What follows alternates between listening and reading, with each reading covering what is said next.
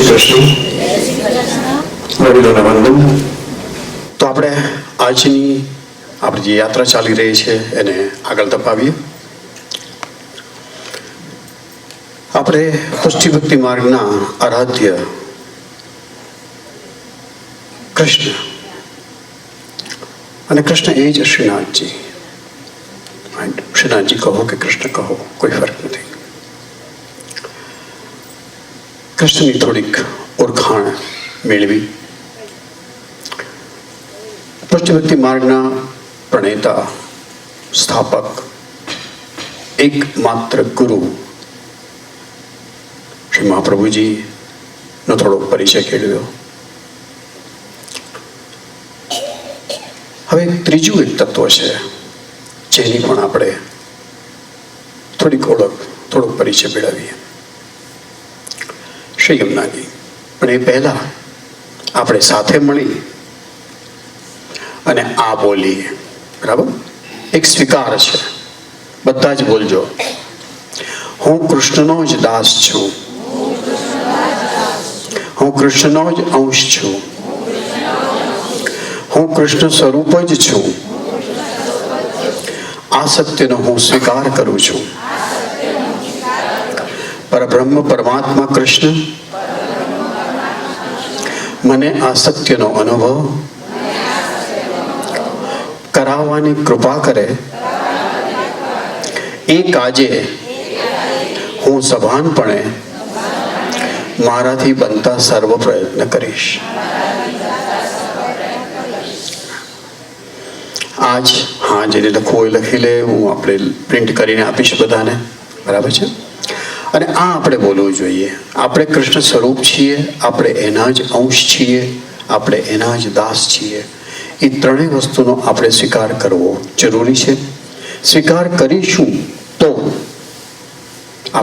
આપણને ક્યારેક અનુભવ કરવાની તક મળશે કૃષ્ણ કૃપાથી. સ્વીકાર જરૂરી છે. અને આપણા પરિચયનો સ્વીકાર છે. આપણો સાચો પરિચય એ છે કે આપણે કૃષ્ણના દાસ છીએ, કૃષ્ણના અંશ છીએ અને કૃષ્ણ સ્વરૂપ છીએ. શ્રી કૃષ્ણના કૃપા શક્તિ શ્રી યમુનાજી.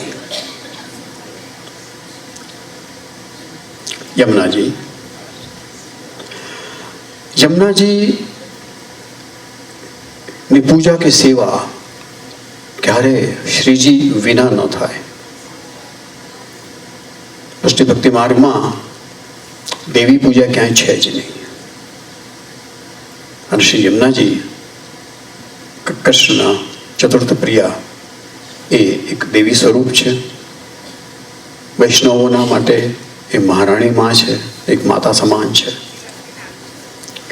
એમના ઉપર શ્રદ્ધા એ જરૂરી છે, એમના તરફ પ્રેમ આદર એ જરૂરી છે.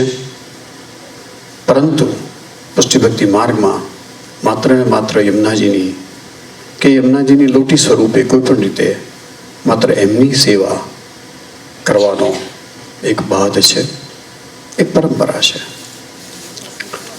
શ્રીજી બાબાના દર્શન કર્યા હોય એમ નહીં, તો એ પોતે સ્વામિનીજીના અમુક શૃંગાર ધરે છે. ચોટી, કુંડળ, નથની, નુપુર, આ બધા સ્ત્રીના શૃંગાર છે, સ્વામિનીજીના શૃંગાર છે. અને સ્વામિનીજીના શૃંગાર કર્યા એની અંદર બધા જ આવી ગયા, યમુનાજી પણ આવી ગયા. તો એ સ્વામિનીજીના શૃંગાર શ્રીજી પોતે ધરે છે.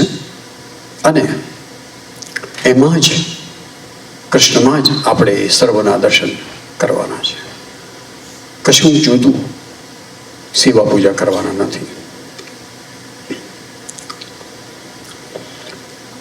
ગોપીજનોના યુદ્ધની વાત કરીએ આપણે, કારણ કે ત્યાં આ શ્રી યમુનાજીનું નામ ત્યાં પ્રકટ થાય છે. ગોપીજનોના 4 યુદ્ધ. પ્રથમ યુદ્ધ જે કૃષ્ણ સાથે ગોલોકધામથી વ્રજભૂમિમાં પધાર્યું. આ તામસ નિત્ય સિદ્ધા યુદ્ધના સ્વામીની છે શ્રી રાધાજી. અહીંયા આ તામસ પ્રકૃતિનો અર્થ છે જડતા. એ બહુ જડતાથી કૃષ્ણને વળગી રહે છે. આપણામાં જે ભાવ જ્યારે સ્ફુરે ને, જેને ભક્તિવર્ધિની ગ્રંથમાં વ્યસન અવસ્થા કહી છે, એકદમ જડતાથી કૃષ્ણને જ વળગી રહેવાનું, બીજા કોઈને નહીં, કોઈ જ નહીં, અન્ય કોઈ જ નહીં. તો એ યુથના સ્વામીની છે શ્રી રાધાજી. અને આ યુથની એવી ભાવના છે કે કૃષ્ણ માત્ર ને માત્ર મહારાજ છે, અન્ય કોઈના નહીં. એક પોઝેસિવનેસ છે જેને હકારાત્મક મમત્વ કહી શકાય. પોતા માટેનું મમત્વ નથી, એનું કૃષ્ણ ઉપર મમત્વ છે. આપણે આપણા અન્ય સંબંધ ઉપર જ્યારે મમત્વ ધરાવીએ છીએ ત્યારે આશા, નિરાશા, હતાશા, ડિપ્રેશન, એ બધામાં સુખ દુઃખ, એ બધામાં એ ચક્રમાં આપણે ફસાઈએ છીએ.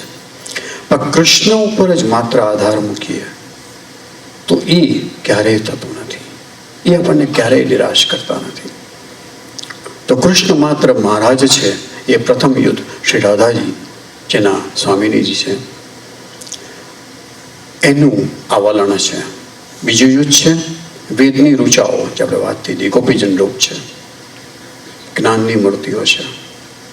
આ રાજજ શ્રુતિરૂપા અન્યપૂર્વા, જે સંસારમાં અન્યના પત્ની છે, પણ કૃષ્ણને પોતાના સ્વામી માન્યા છે. જે આપણે કરીએ છીએ, આપણા પણ સંબંધો ક્યાંક છે, પરિણીત સંબંધો, પરંતુ કૃષ્ણને આપણે સ્વામી માનીએ છીએ.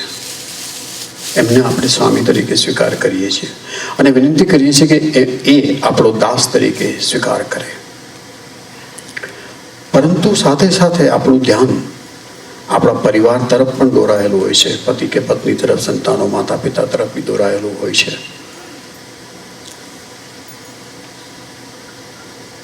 એટલા માટે આપણે પણ અન્યના પત્ની છીએ. સ્ત્રી ભાવે સેવા કરવાની છે, સ્ત્રી ભાવે કૃષ્ણને પ્રેમ કરવાનો છે ને.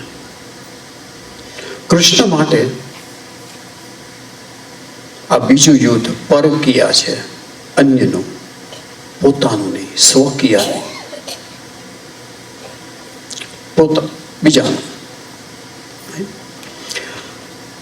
આ યુદ્ધના સ્વામીની જે છે ચંદ્રાવલીજી. આ યુદ્ધની ભાવના છે કે કૃષ્ણ મારા છે અને અન્યના પણ છે.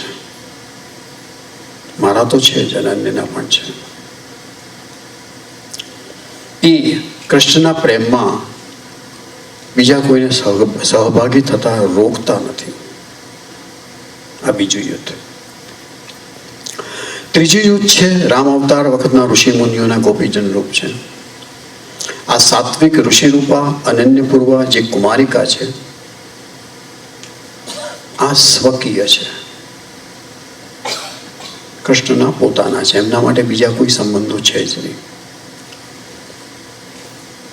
એમને પતિ નથી, કુમારિકા છે, તો એ કૃષ્ણના છે, સ્વકીય, પોતાના. યુદ્ધના સ્વામીની છે શ્રી રાધા સહચરીજી. આ યુદ્ધની ભાવના એવી છે કે હું જ માત્ર કૃષ્ણની છું. હું જ. અલગ અલગ વાત છે. કૃષ્ણ માત્ર મારા છે, એ એક અલગ વાત છે. એમાં પોઝેસિવનેસ છે, એમાં મમત્વ છે. અહીંયા હું જ માત્ર કૃષ્ણની છું. અન્ય કોઈ હોય કે ન હોય, મારો ને એનો સંબંધ એક અલગ સંબંધ છે. ત્યારે રાસલીલામાં વેણુ વગાડી ને કૃષ્ણ આ બધા ગોપીજનોને બોલાવે છે, એક નિમંત્રણ આપે છે વેણુનાદ દ્વારા.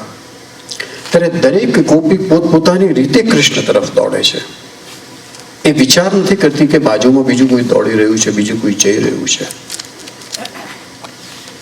સૌને પોતપોતાના કૃષ્ણની પડી છે.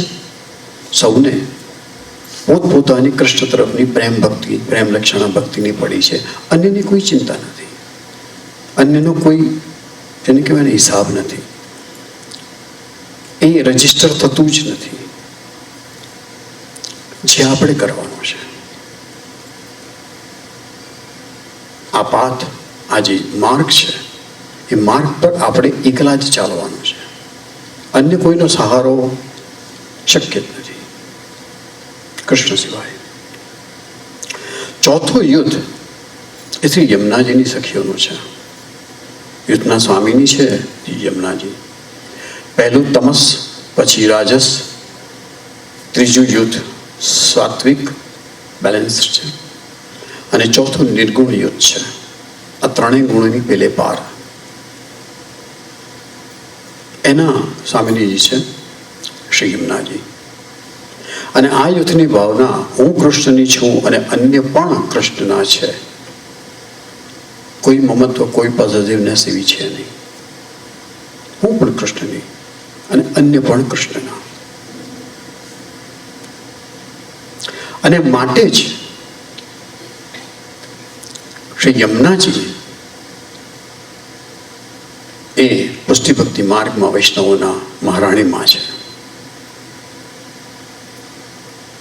કૃષ્ણ પણ નિર્ગુણ છે, શ્રી યમુનાજી પણ નિર્ગુણ છે.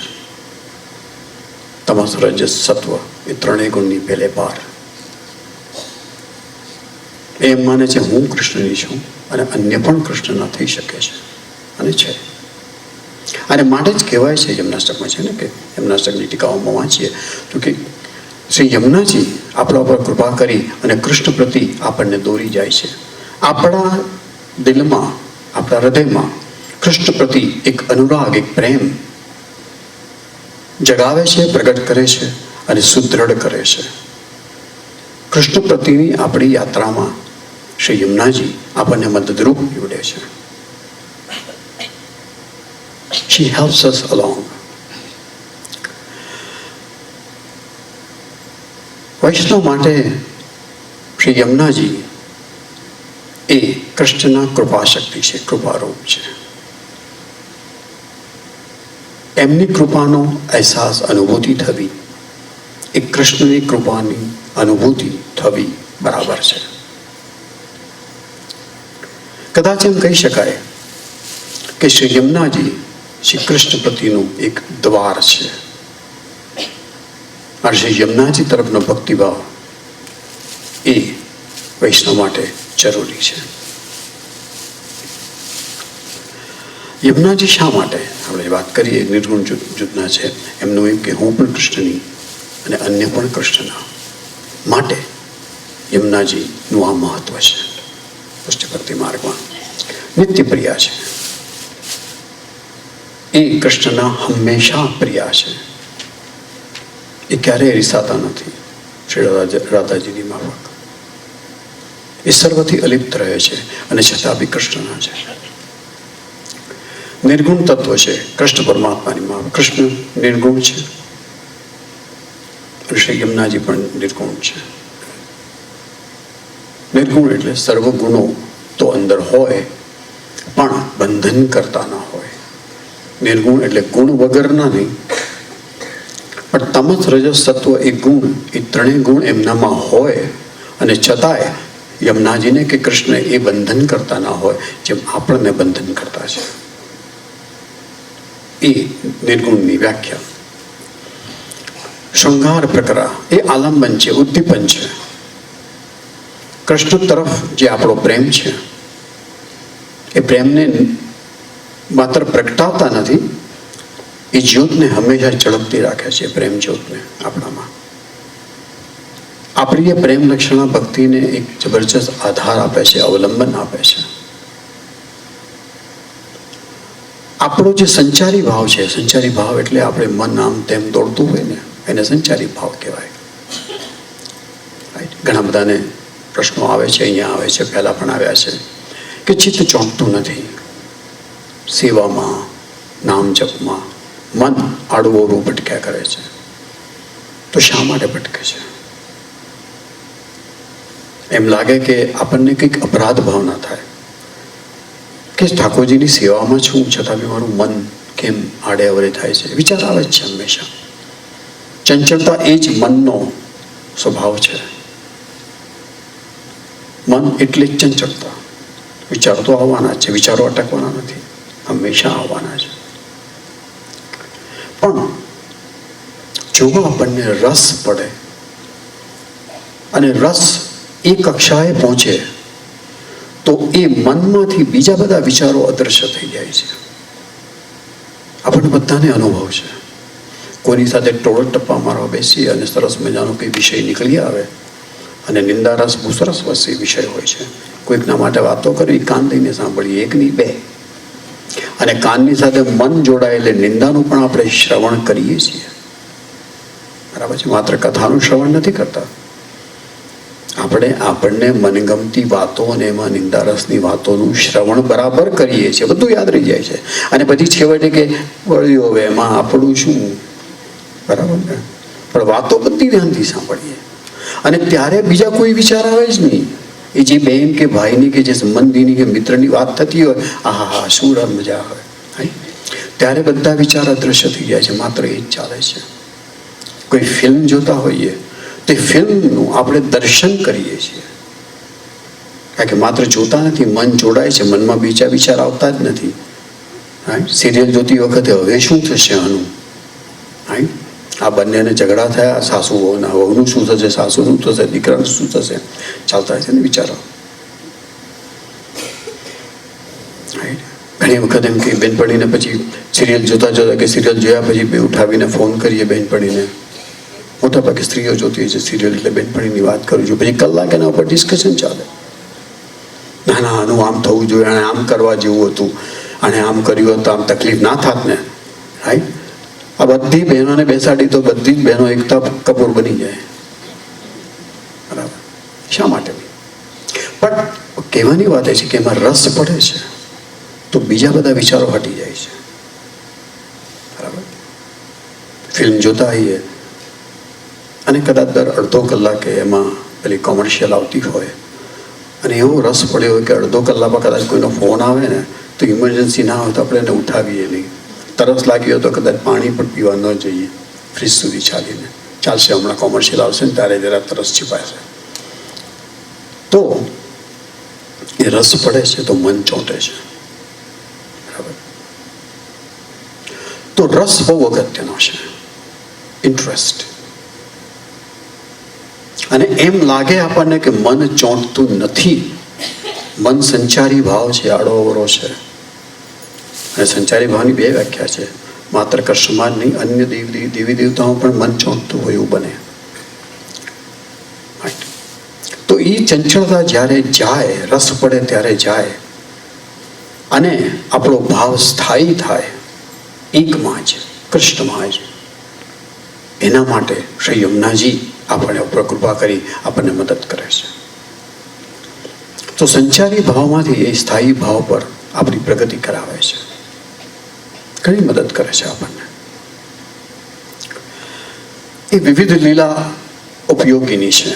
કૃષ્ણની ઘણી બધી લીલાઓમાં એ સહભાગી છે શ્રી યમુનાજી. એટલા માટે પણ આપણા માટે મહત્વના છે. અને ઉભય સંબંધીની છે.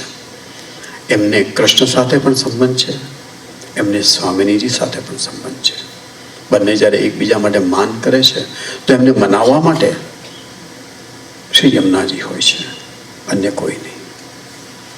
તો એમને બંને સાથે સંબંધ છે સરખો.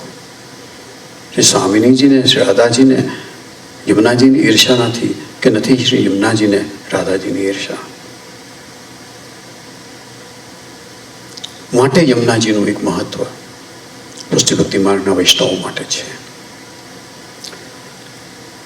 એમના અષ્ટકમાં વાંચ્યું છે કે અષ્ટ ઐશ્વર્યનું દાન. ઐશ્વર્ય એટલે એક જાતની સત્તા. તો સત્તાનું દાન યમુનાજીને શા માટે? તો રાસલીલામાં જ્યારે કૃષ્ણ ગોપીજનોને નિમંત્રણ આપે છે તો ગોપીજનોને ભગવત રસનો અનુભવ કરાવવાનો છે. એક ચરમ સીમા પર લઈ જવાના છે એમને, જેનો જો આપણને અંદાજ નથી. રાસલીલા કૃષ્ણની બહારથી જોવી જેવું નરસિંહ મહેતાનું ભાગ્ય હતું. એમનો હાથ પડી જાય છે તો એમને અંદાજ નથી આવતો હાથમાં મશાલ પકડીને ઊભા છે, એટલા મગ્ન થઈ જાય છે. એ એક સ્થિતિ છે. એનાથી ઉપરની સ્થિતિ છે રાસલીલામાં સહભાગી થવું, માત્ર પ્રેક્ષક નહીં. તો જ્યારે કૃષ્ણ વેણુનાદ કરી ગોપીજનોને પોતાની પાસે આકર્ષે છે, બોલાવે છે, નિમંત્રણ આપે છે, ત્યારે એમને ગોપીજનોને પોતાના પ્રેમનો રસનો અનુભવ કરાવવો છે. અને સાથે સાથે ગોપીજનોનો જે પ્રેમ છે પોતાના માટે, એનો પૂર્ણ અનુભવ પણ કૃષ્ણને કરવો છે. તો જ એક પ્રકારનો સમભોગ થાય. સંભોગ શબ્દને આપણે બહુ અગૌવ્યો છે. સમકક્ષાએ જે ભોગ થાય એ સમભોગ, સંભોગ. સંભોગને સેક્સ સાથે કોઈ લેવા દેવા નથી, થોડી ઘણી હશે, પણ સમભોગ, બંને એક જ લેવલ પર એકબીજાનો ભોગ કરે છે, એકબીજાને પ્રેમ કરે છે, એકબીજાને પોતાના પ્રેમનો અનુભવનું દાન કરે છે, અનુભવ આપે છે. તો એ સમભોગ, એક જ લેવલ પર ના બે વ્યક્તિઓ વચ્ચે થાય. તો ગોપીજનો એક લેવલ પર છે, પરમાત્મા બીજા જ લેવલ પર છે. કારણ કે એમની પાસે ઐશ્વર્ય છે, સત્તા છે, એ ભગવાન છે, 6 ભગના સ્વામી છે. તો એમણે જો ગોપીજનોના પ્રેમ રસનો પૂરેપૂરો અનુભવ લેવો હોય તો એ લેવલ પર એમણે આવવું પડે. માટે પોતાના ઐશ્વર્ય એ શ્રી યમુનાજીને આપે છે કે જેથી એ માત્ર ગોપીજનોના કૃષ્ણ બની રહે. કૃષ્ણનો પ્રેમ કેટલો મહાન છે, કેટલી કરુણા છે એમનામાં, કે ગોપીજનોને પોતાના પ્રેમનો અનુભવ આપવાની સાથે સાથે એમના પ્રેમનો અનુભવ કરવા માટે એ પોતાની સત્તા શ્રી યમુનાજીને આપે છે. અને માટે શ્રી યમુનાજી રાસમાં ભાગ નથી લેતા. માટે એ મુકુટ કાછડીનો શૃંગાર ધારણ કરે છે. માત્ર પોતાનો બાહ્ય નહીં, આંતરિક પણ કૃષ્ણ એમને આપી દે છે. માટે એ કૃષ્ણ રૂપા છે, માટે એ કૃષ્ણ પ્રિયા પણ છે. એ કૃષ્ણ પ્રિયા છે, કૃષ્ણ રૂપા છે. માટે શ્રી યમુનાજી વૈષ્ણવના મહારાણીમાં છે. માટે શ્રી યમુનાજી પર શ્રદ્ધા મૂકી એમને પ્રેમ અને આદર સન્માન સાથે આપણે એમની ઉપર, એમની તરફ, એમની પ્રતિ પણ પ્રેમ કરવાની જરૂર છે.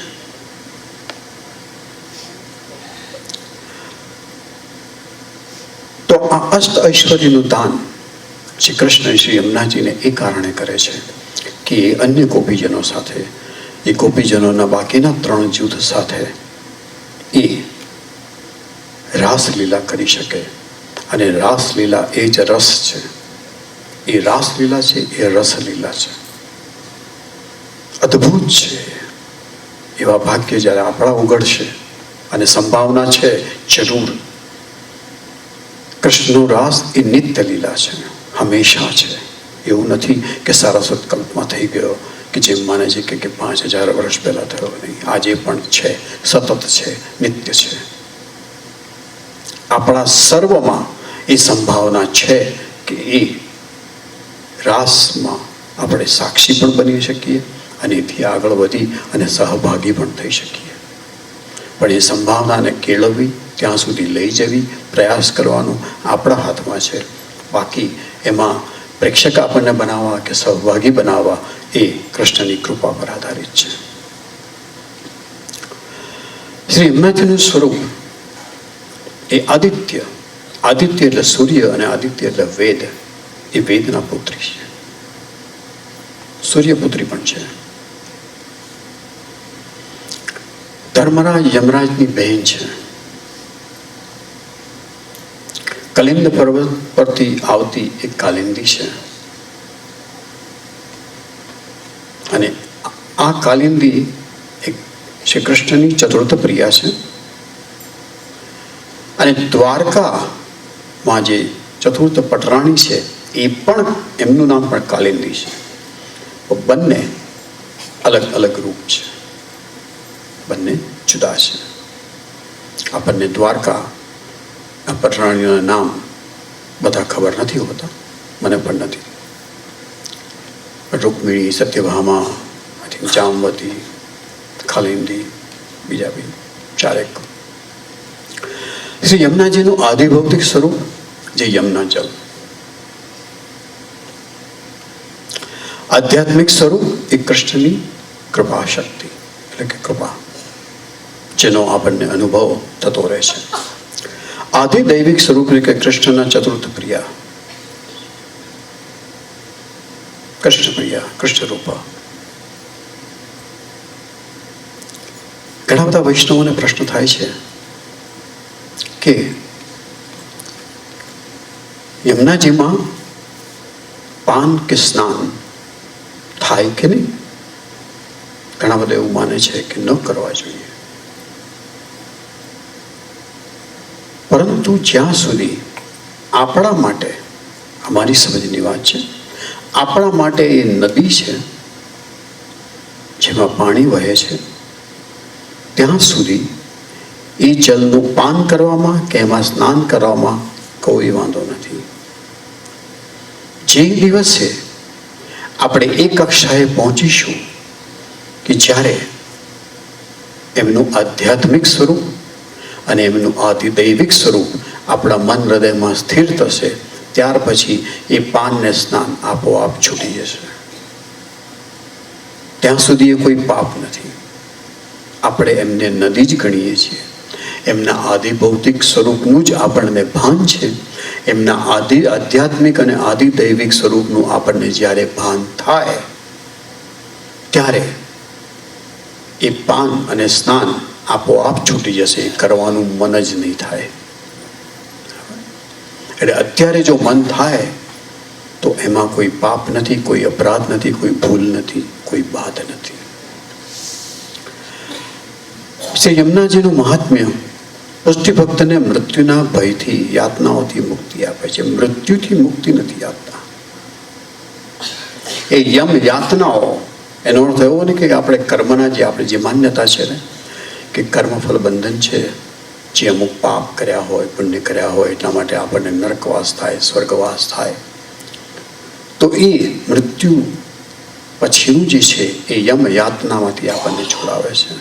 ખરેખર કૃષ્ણના આ રૂપ, કૃષ્ણ રૂપ, કૃષ્ણ રૂપા, કૃષ્ણ કૃપા, શ્રી યમુનાજીની આપણા ઉપર કૃપા ઉતરે તો મૃત્યુનો જે આપણને ભય લાગે છે એ દૂર થઈ જાય છે. કારણ કે મનુષ્યને સૌથી મોટો ભય મૃત્યુનો હોય છે. 30-35 વર્ષે ખ્યાલ નથી આવતો, 60-70 ના થાય છે. જોયું તમે વાતો કેવી બદલાતી હોય છે. 15-20 વર્ષના હોઈએ તો વાતો અલગ અલગ કરતા હોઈએ મિત્રો સાથે, 30-35 ના હોઈએ તો અલગ વાતો કરતા હોઈએ. બરાબર છે. ફિલ્મની હિરોઈન કે ફિલ્મના હીરોની વાતો થતી હોય, રાઈટ, કપડાની વાતો થતી હોય, દાગીનાની વાતો થતી હોય, બધી જાત જાતની વાતો થઈ જાય. પછી 55, 60, 65 વખતે કોને કયો રોગ થયો છે, કેમ રોગ ન થાય, કેમ થાય, પગ ચાલતા નથી, હાથ ચાલતા નથી, આંખો નબળી પડી જાય, એ બધી વાતો થતી હોય. બરાબર છે. આપણે બદલાતા જઈએ છીએ અને એ 60, 65, 70 વર્ષે મૃત્યુનો ડર સતાવે છે. હવે આ પતવા આવ્યું જીવન. પાછળ જોઈએ ત્યારે એમ લાગે કે ના આમ કરવા જેવું હતું ને કર્યું નહીં, હવે સમય નથી, આમ કરવા જેવું હતું, કર્યું નહીં, શું કરીશું, ફરી જીવન મળે તો આપણે કેવી જરા જુદી રીતે જીવીશું. બરાબર. મૃત્યુનો ભય એ સૌથી જેને ડીપેસ્ટ કહેવાય, ગહન ભય છે. અને એ ભયમાંથી આપણને શ્રી યમુનાજી છોડાવે છે. એમના સ્ટક પર એમના સ્ટક કરીએ જ જેવી રીતે કિશોરીબાઈએ કર્યો હતો, ઘણા બધા વૈષ્ણવોએ કરતા હશે. આમાં 41 પાઠ કરવા કે 40 કરવા કે 42 કરવા એવો કોઈ નિયમ નથી, આપણે શોધી કાઢ્યો છે. જેમ પેલા કથાકારની વાત કરી હતી ને, યમુનાષ્ટકનો એક પાઠ પણ જો થાય આપણાથી, એના અર્થ આપણા હૃદયમાં, આપણી બુદ્ધિમાં સ્થિર કરીને તો બેડો પાર છે. એક મિનિટ શાંતિથી બેસી, જે આપણે મનની ચંચળતાની વાત કરીને, હું ફરી કહું છું કે ભલે મોઢે આવડતું હોય પણ જ્યારે પાઠ કરવા બેસો ત્યારે હાથમાં સામે પુસ્તક રાખી, આંખોને પણ કામ સોંપી દો કે વાંચે, મોઢાને પણ કામ સોંપી દો કે ઉચ્ચારણ કરે, અને કાન તો સાંભળવાના જ છે, ઉચ્ચારણ થતું હશે, અને શાંત કોઈ ખૂણે, કોઈ ડિસ્ટર્બ ના કરે. ત્યારે એક પાઠ કરશો ને તો બી મન પ્રફુલ્લિત થઈ જશે.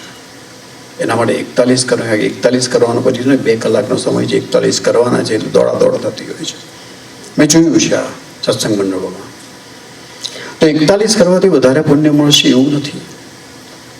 પુણ્યનો તો આમાં સવાલ જ નથી. પુષ્ટિ ભક્તિમાં પુણ્યનો સવાલ જ ઉભો નથી થતો.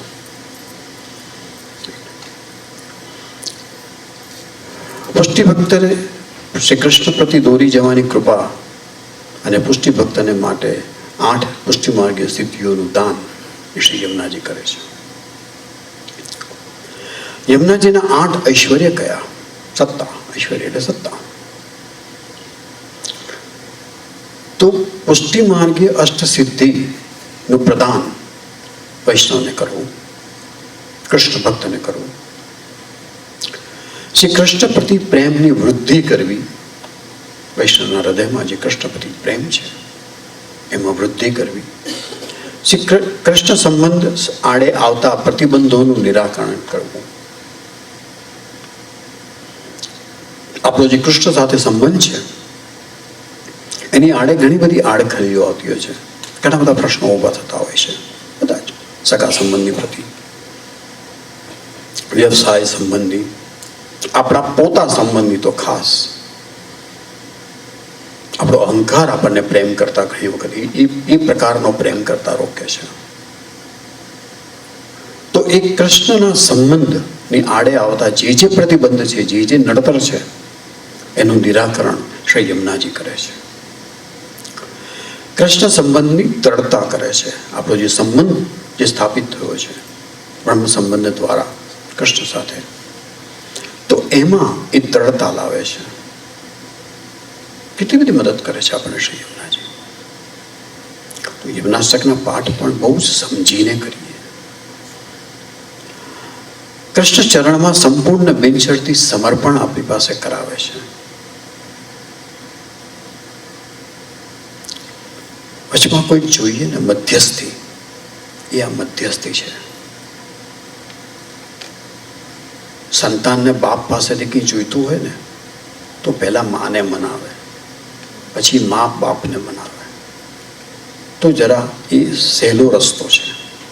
બસ આપણે એ રીતે વિચારવાનું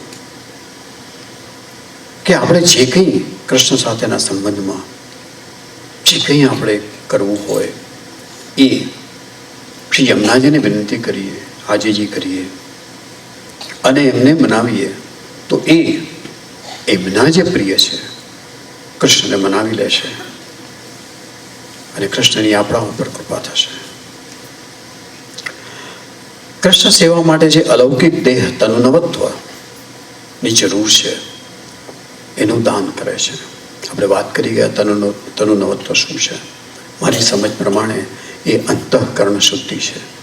કારણ કે જ્યાં સુધી અહંકાર છે આપણો, ત્યાં સુધી કૃષ્ણ સાથે એ સંબંધ એ કક્ષાએ ક્યારેય પહોંચવાનો નથી. ભલે આપણે ડેક્લેરેશન કર્યું હોય બ્રહ્મ સંબંધ લઈને કે હું તારો છું, પણ એ તારો છું એ સ્વીકાર કરવું, એ બોલવું સહેલું છે, વાંચવું સહેલું છે, એનો સ્વીકાર કરવો એનાથી પણ અઘરું છે, એનો અનુભવ કરવો એનાથી પણ અઘરું છે. કારણ કે આપણે માત્ર કૃષ્ણ નહીં, આપણે ઘણા બધાના છીએ. બરાબર ને?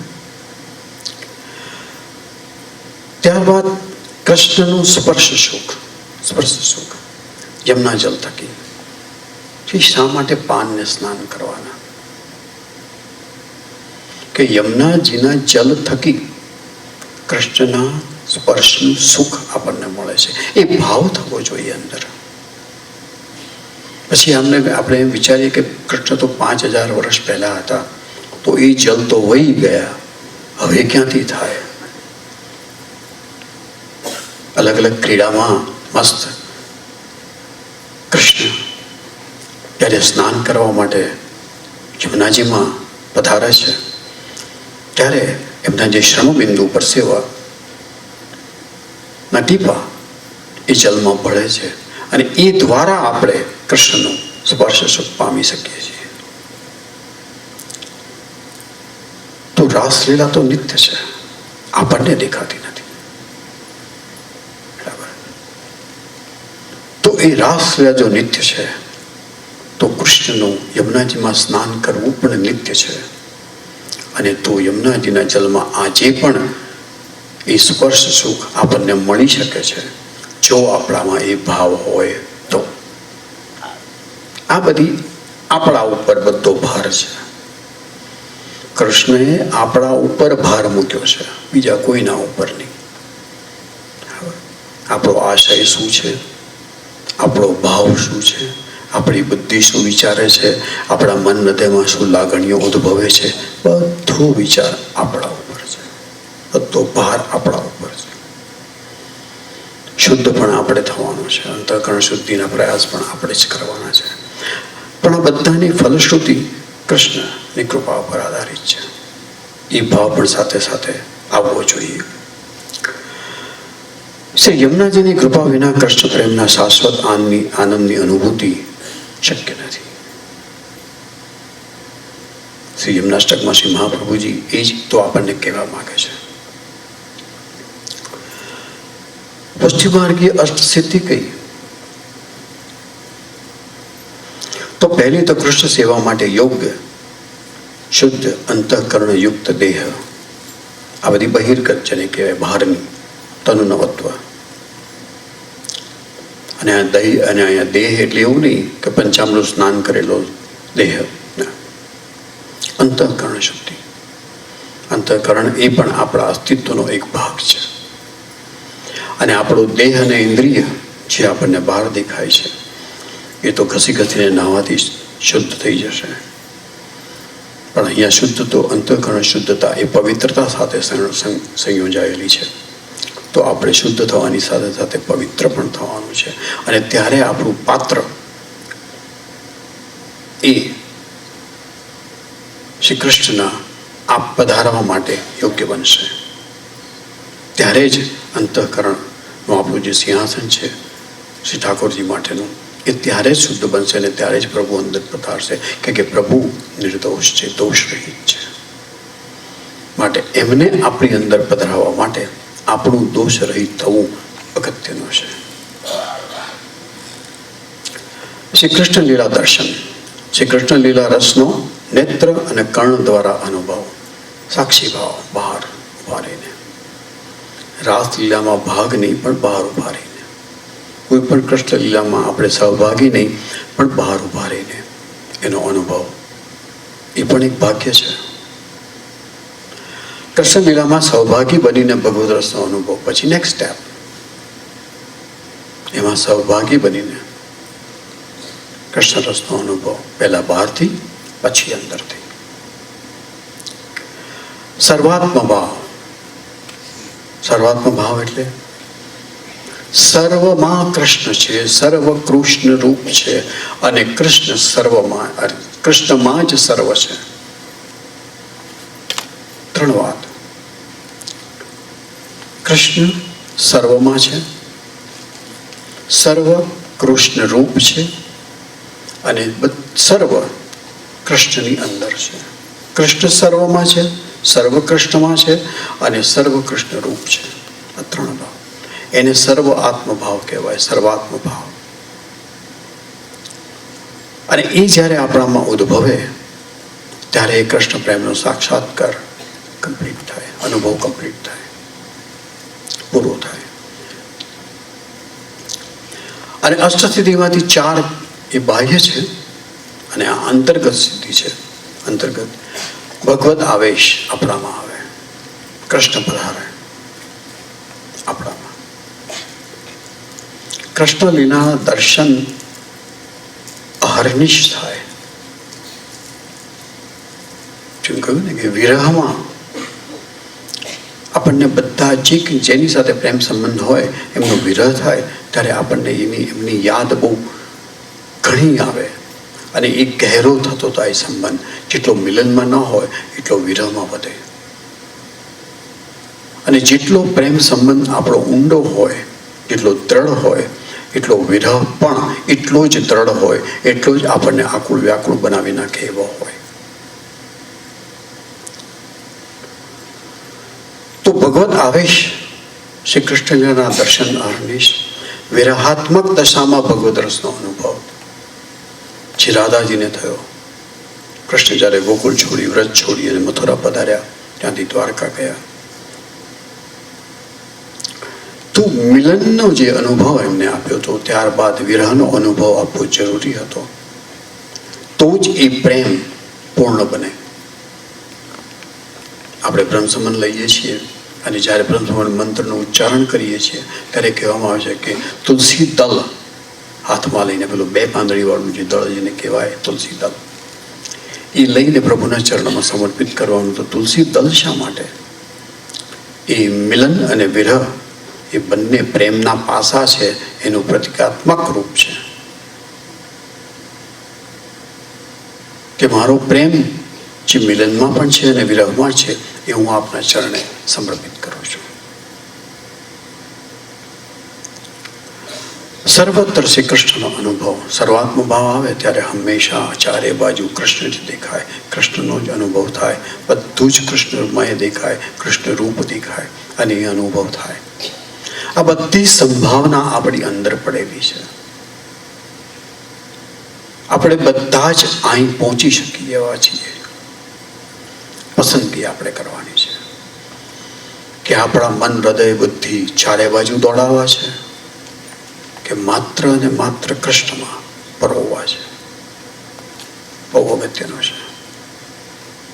અને શ્રી મહાપ્રભુજીએ એ નિરોધ, એને નિરોધ કહેવાય. આપણું ચારે બાજુ આપણે મન ચિત્ત દોડાયેલા હોય અને એમાંથી બધેથી ખસેડી અને માત્ર કૃષ્ણ તરફ લઈ જઈએ એક જ દિશામાં, એને નિરોધ કહેવાય. અને નિરોધ કેવી રીતે સિદ્ધ થઈ શકે, નિરોધ કેવી રીતે આપણામાં પ્રગટે, એનો રસ્તો, એના 2 રસ્તા શ્રી મહાપ્રભુજીએ આપણને બતાવ્યા છે. એની વાત કરીશું આપણે. યમનાષ્ટકની ફળ પ્રાપ્તિ. શ્રી મહાપ્રભુજીએ યમુનાજીને સ્તુતિ એમને સમર્પિત કરી જ્યારે પ્રથમ વખતે શ્રી યમુનાજીના દર્શન એમને થયા.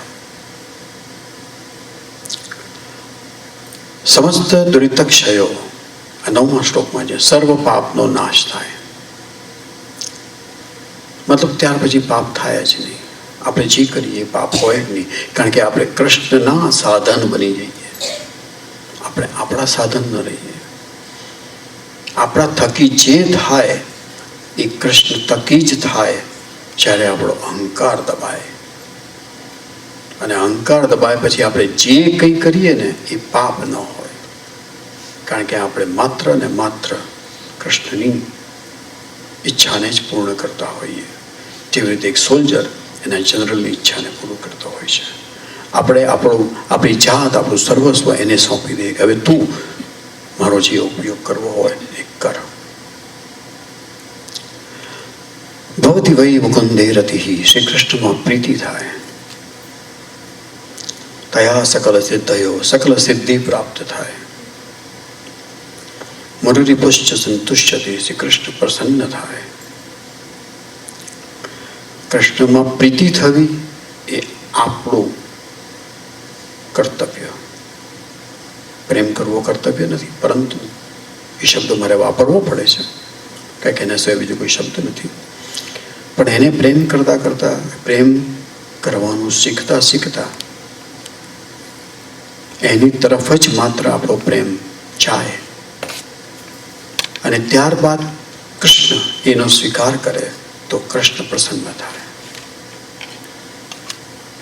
ત્યારે એ જેને કહેવાય ને સાયકલ કમ્પ્લીટ થાય. આપણે આપણો પ્રેમ એની તરફ દર્શાવીએ અને એ આપણા પ્રેમનો સ્વીકાર કરે, 2 અલગ અલગ વાત છે. જેને પ્રેમ કર્યો હશે એ બધાને ખબર હશે, લગ્ન પહેલાના પ્રેમની વાત છે. લગ્ન તો પછી બંધન થઈ ગયું ને પછી પ્રેમ કરવો પડે એટલે થાય, એવું એ થાય ઘણી વખત. બરાબર, આના વગર હવે છૂટકું જ નથી. બરાબર, આજકાલ તો એવું નથી રહ્યું, પણ બેઝિકલી છૂટકું જ નથી. પણ લગ્ન પહેલાં જેને પ્રેમ થયો હશે એ પહેલાં તો એક તરફી પ્રેમ થાય. બરાબર, મોટા ભાગે એવું કે છોકરાને પ્રેમ થાય અને પછી છોકરામાં જ્યારે પછી હિંમત આવે ત્યારે એ છોકરી આગળ એ પ્રેમ દર્શાવે. પછી છોકરી નક્કી કરે કે હવે પ્રેમ એનો સ્વીકારવો કે કેમ. હજુ આજે પણ એક ફોર્માલિટી છે ને, જ્યારે એમ કે છોકરો પ્રપોઝ કરે, બધાને જેની દીકરા દીકરીઓ હશે એમણે જોયું હશે, બરાબર, પછી એ પ્રપોઝ કરવા માટે પાછું એમ કે ઘરની આસપાસ ના હોય, ક્યાંક બીજે જાય, કંઈક યુરોપ ફરવા જાય, એ તો બરાબર છે, સારું સ્થળ છે, વાય નોટ, સૌની પસંદગીની વાત છે. ત્યાં જઈને પછી એક ઘૂંટણીએ પડે, ભલું હશે તો સાષ્ટાંગ દંડવત બી કરતા હશે, બરાબર. ઘૂંટણીએ પડીને પછી પેલી ડબ્બીમાંથી રીંગ કાઢીને આપે કે તું મારી સાથે પરણીશ. પછી ઓલી જવાબ આપે, એની રાહ જોવાની રાયડી 5 મિનિટ બી લઈને, 15 મિનિટ બી લઈને, દિવસ પણ લઈને, પછી મહિનો લઈને, એવું થાય, બરાબર ને. તો આપણે કૃષ્ણને એના આપણા ઘૂંટણીએ પડીને કહેવાનું છે, હે કૃષ્ણ, હું તને પ્રેમ કરું છું. અને પછી આપણે રાહ જોવાની છે કે ક્યારે કે હા, હું પણ તને પ્રેમ કરું છું, હું તારો સ્વીકાર કરું છું, yes I will marry you. જેમ પેલી છોકરી કે ને છોકરાને, એવી રીતે. તો આપણે એટલા માટે હું કર્તવ્ય શબ્દ વાપરું છું કે આપણું કર્તવ્ય છે આપણો પ્રેમ દર્શાવવાનો. અને પછી એ પ્રસન્ન થઈને કહેશે કે હા, તારો પ્રેમ મને કબૂલ છે અને હવે હું તને મારા પ્રેમનું દાન કરીશ. એ એની કૃપા પર આધારિત છે. અને ફરી કહું છું, આપણા બધામાં સંભાવના છે, ખાલી આપણે ઘૂંટણીએ પડવાની જરૂર છે. અને જ્યાં સુધી આપણો અહંકાર જાગૃત છે ત્યાં સુધી ભલે આપણે દંડવત કરીએ, બરાબર જેને કહીએ ને ઘૂંટણીએ પડતા નથી, એ પડવાની જરૂર છે. આપણો અહંકાર નમાવાની જરૂર છે કે હે કૃષ્ણ, તું જ મારો સ્વામી છે, હું તારો દાસ છું. સ્વભાવ વિજયો ભવેદ. સ્વભાવ ઉપર વિજય મળે, આપણા સ્વભાવ ઉપર વિજય મળે. આપણો જે સ્વભાવ છે, રાઈટ, આના કદાચ 2 અર્થ થઈ શકે, જે મારી સમજ પ્રમાણે છે, ટીકાઓમાં તો એવું નથી કે આપણો જે સ્વભાવ છે, જે પ્રકારનો તમસ રજસ સત્વ ગુણોના હિસાબે એના ઉપર એક વિજય પ્રાપ્ત થાય. અને બીજું કે સ્વભાવ જે આપણો છે, સ્વ પોતાનો, આપણે કૃષ્ણના અંશ છીએ, આપણે કૃષ્ણ સ્વરૂપ છીએ, અને આપણો જે સ્વભાવ છે એ પ્રેમનો છે, સત્યનો છે, એ પ્રગટે. આપણને કૃષ્ણના પ્રેમની સાચી વ્યાખ્યા આપણી સમજમાં આવે, એનો અનુભવ આપણને થાય કે પ્રેમ હંમેશા બિનશરતી હોય, કોઈ શરત ના હોય. એ વાત આપણે પૂરેપૂરી રીતે સ્વીકારીએ અને આપણા જીવનમાં એને ઉતારીએ, એ કદાચ સ્વભાવનું ભાન થાય, સ્વભાવનો વિજય થાય. આમ શ્રી વલ્લભ કહે છે, જે વલ્લભાચાર્યજી એ આ એક ગેરંટી આપે છે કે યમનાસ્તકના પાઠ જરૂર સમજી વિચારીને શાંત ચિત્તે પૂરેપૂરા પ્રેમ અને શ્રદ્ધા સાથે જ્યારે કરીએ ત્યારે ક્યારે ને ક્યારે આ 5 વસ્તુ શક્ય બને. અને એના માટે હું ફરી કહું છું, 41 પાઠ માટેની દોડાદોડ જરાય જરૂરી નથી. માત્ર એક પાઠ અને એક પણ એને જે રીતે થવો જોઈએ એ રીતે પૂર્ણ સમજ સાથે, પૂર્ણ ભાવ સાથે, પૂર્ણ પ્રેમ સાથે, પૂર્ણ શ્રદ્ધા સાથે. તો એક પાઠ દરરોજનો એ બી આપણો બેડો પાર કરી દેશે.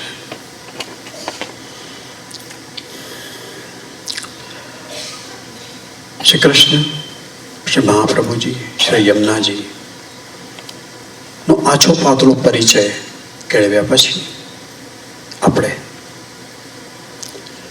પુષ્ટિ યાત્રાના જે અલગ અલગ સાધન છે, જે આપણે વાપરવાના છે, જે આપણે કરવાના છે, એની વાતો કરીએ. આત્મવિશ્લેષણ, આપણે એની ડિટેલમાં આપણે વાત કરીશું. આત્મવિશ્લેષણ, વિશ્વાસ, માન્યતા, શ્રદ્ધા, નિષ્કામ પ્રેમ ભક્તિ, દીનતા, દાસ્ય ભાવ, શરણાગતિ, સમર્પણ, વિવેક, ધૈર્ય, નિસ્વાર્થતા ભાવ, આશ્રય, અનન્ય આશ્રય, આત્મનિવેદન. આપણે આપણી જાતને હંમેશા અરીસામાં નિરખવી જરૂરી છે. એનો અર્થ કે આત્મનિરીક્ષણ હંમેશા આપણી જાતની આપણે તપાસ કરતા રહેવાની છે કે હું જે કાંઈ કરું છું, કરી રહ્યો છું, કરી રહી છું, જે કંઈ કરું છું, ગ્રંથોનું વાંચન, સત્સંગ, કૃષ્ણ સેવા, કૃષ્ણ કથા, જે કંઈ, એનાથી મને શું ફાયદો થાય છે? મારી જાતમાં કોઈ સુધાર આવે છે? હું આ તનુ નવત્વ તરફ કોઈ પ્રકારની પ્રગતિ કરી રહ્યો છું કે કરી રહી છું? એ કોણ આપણને કહી શકે? કૃષ્ણ તો આપણને કહેવાના નથી, કારણ કે આપણી અંદર છે, અંતર્યામી છે, સાક્ષી છે. એ આપણે જે કરીએ છીએ બધું જુએ છે. એ બોલતા નથી, સલાહ બી નથી આપતા. હા, સહારો આપે છે. આપણે જે પ્રયત્ન કરીએ એને નિષ્ફળ નથી જવા દેતા એ, પરંતુ પ્રયત્ન આપણે કરવાનો છે. તો આપણે આપણી જાતને દરરોજ તપાસવી જોઈએ ને, બરાબર કે નહીં? આખા દિવસમાં જે વાણી, વર્તન, વિચાર કર્યા હોય, તો જે કંઈ પૂજાપાઠ આપણે સાંજના કરતા હોઈએ, પાઠ, પદ, કીર્તન, ધોળ, એ બધું તો બરાબર છે. એ આપણી ભાવનાઓને એક રસ્તા પર રાખવા માટે જરૂરી છે. પણ સાથે સાથે આત્મનિરીક્ષણ જરૂરી છે કે આજે આખા દિવસમાં મેં જે કંઈ કર્યું, હું જે કંઈ બોલ્યો, વર્તન, વાણી, વિચાર, એમાં કંઈ ગડબડ તો નથી ને? મારા અહંકારને પુષ્ટિ મળી નથી ને? કે મારા અહંકારમાંથી તો ઉદ્ભવ્યું નથી ને? કોઈની સાથે ખરાબ વર્તન તો કર્યું નથી ને? કોઈએ ખરાબ વર્તન મારી સાથે કર્યું તો મને ખરાબ લાગ્યું છે, તો શાથી ખરાબ લાગ્યું છે? કોઈકે મારી સાથે ખરાબ વર્તન કર્યું તો એમાં મારો કેટલો ભાગ હતો? મેં કંઈક એના માટે એવું કંઈક કર્યું હતું ગઈકાલે કે પરમ દિવસે કે 2 મહિના પહેલા કે 2 વર્ષ પહેલા, કે જેથી આજે એ મને મળ્યા ને એમણે મારી સાથે ખરાબ વર્તન કર્યું? કોઈ આપણી સાથે ખરાબ વર્તન કરે ને ત્યારે હંમેશા પહેલો સવાલ આપણી જાતને પૂછવાનો કે આમણે કેમ મારી સાથે આવું ખરાબ વર્તન કર્યું? મેં કંઈ કર્યું હશે?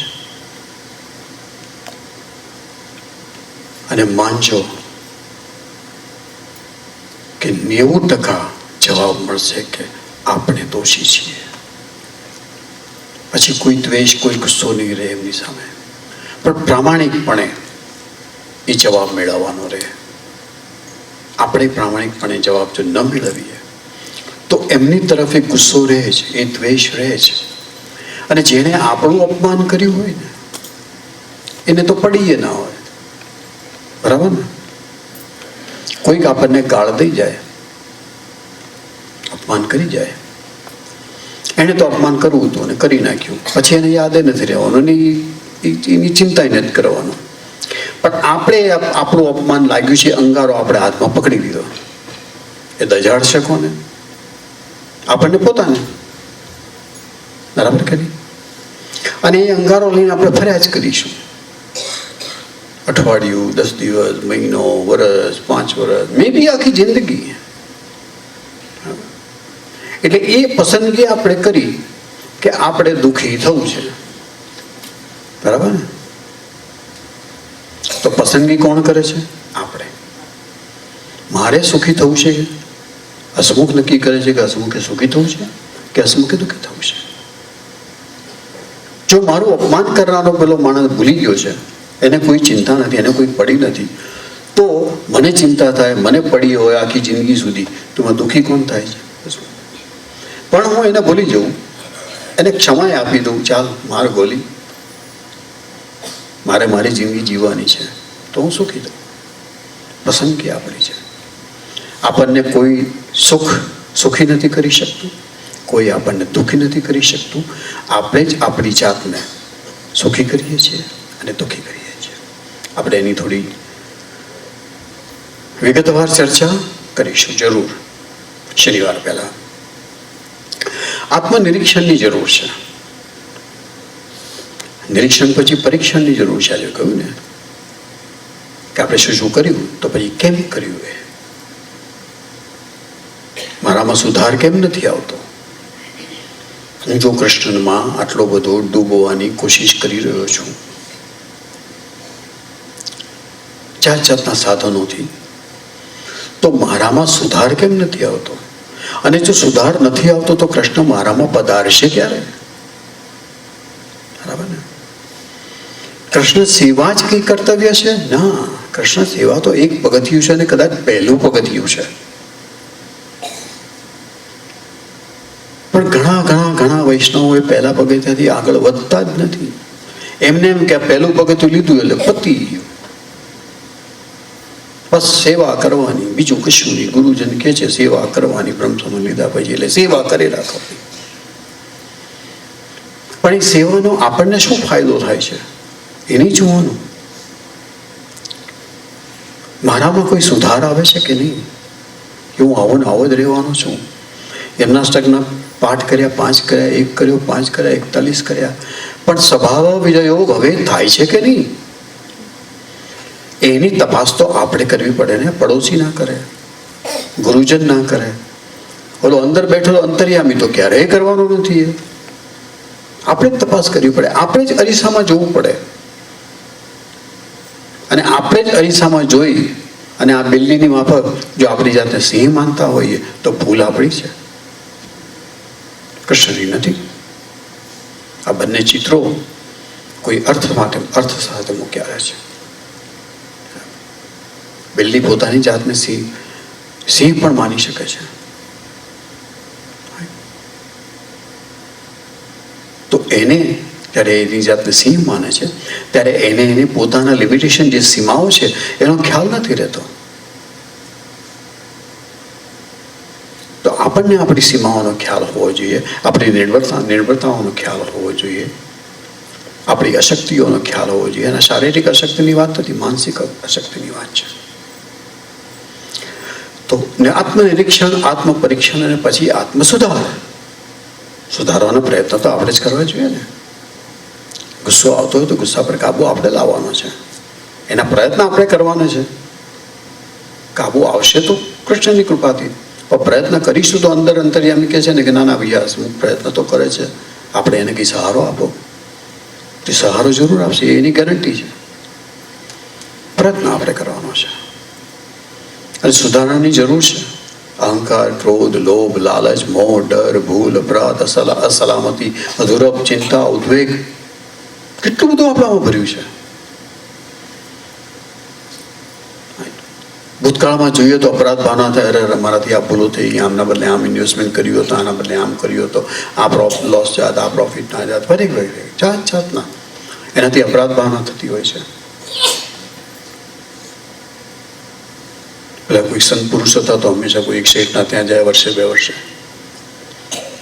તો હંમેશા ખુશ હોય, કારણ કે ધંધો સરસ ચાલે, પ્રોફિટ વોફિટ સરસ થતો. એક વખતે કે એમના ઘરે પહોંચ્યા તો શેઠ મોઢું લટકાઈને બેઠા હતા, આમ જાણે કે કોઈ મરી ગયું હોય ને એવી રીતે.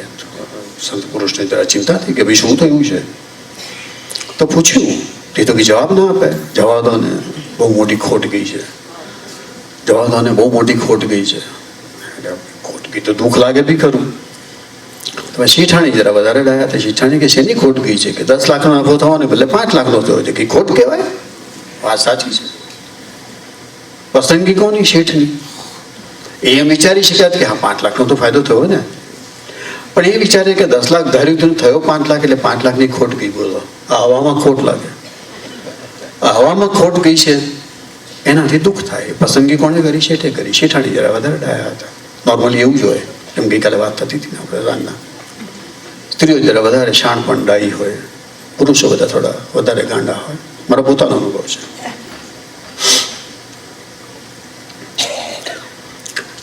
વિશ્વાસ, માન્યતા અને શ્રદ્ધા, આપણે આ 3 શબ્દો છે ને અવળ સવળ વાપરીએ, એકબીજાના પર્યાય રીતે વાપરીએ છીએ.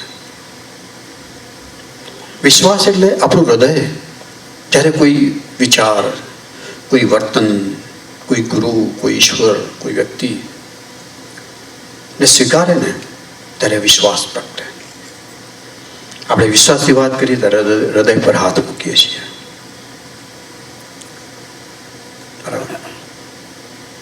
પણ વિશ્વાસની સામે અંધવિશ્વાસ હોઈ શકે. કોઈ વ્યક્તિ ઉપર, કોઈ ગુરુ ઉપર વિશ્વાસ મૂક્યો હોય અને એ ગુરુ ખોટા નીવડે. આજકાલ ઇન્ડિયામાં તો બહુ થઈ રહ્યું છે, રાઈટ? હિન્દુ ધર્મના બધા જે મહાનુભાવો છે એમણે એ યાદી બહાર પાડી છે, સાંભળ્યું તમે? કે આમાં સાચા ગુરુ કયા છે અને ખોટા ગુરુ કયા છે. બોલો.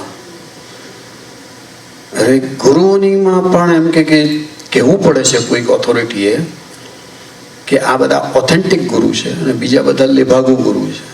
પણ એ લેભાગુ ગુરુના પણ શિષ્યો તો હોય છે ને. એમણે એમનામાં વિશ્વાસ મૂક્યો હોય છે અને આજે એ વિશ્વાસનો ભંગ થાય છે કારણ કે એ અંધવિશ્વાસ હતો. આપણે કશું પણ બરાબર તપાસ કર્યા વગર કરતા નથી. આપણી પૈસાની ગોઠવણ હોય, ઘર લેવાના હોય તો આપણે કેટલું બધું રખડીએ છીએ ઘર લેવા માટે, કારણ કે મોટું ઇન્વેસ્ટમેન્ટ છે, એમાં રહેવાનું છે. બરાબર? છોકરાને સ્કૂલ કોલેજમાં મૂકીએ, સ્કૂલ તો નહીં પણ કોલેજમાં મૂકીએ ત્યારે કોલેજની પણ બરાબર તપાસ કરતા હોઈએ છીએ. બધી નોકરી લેતા પહેલાં પણ ભલે ગમે તેટલી જરૂર હોય તપાસ કરીએ કે ભાઈ નોકરી પરમનન્ટ તો રહેવાની છે ને, કાયમી ધોરણે, એમાં પ્રમોશન મળવાનું છે કે નહીં, બધું આપણે બધું નક્કી કરી રહ્યા. માત્ર ગુરુ આપણે એમને એમ સ્વીકારી લઈએ છીએ.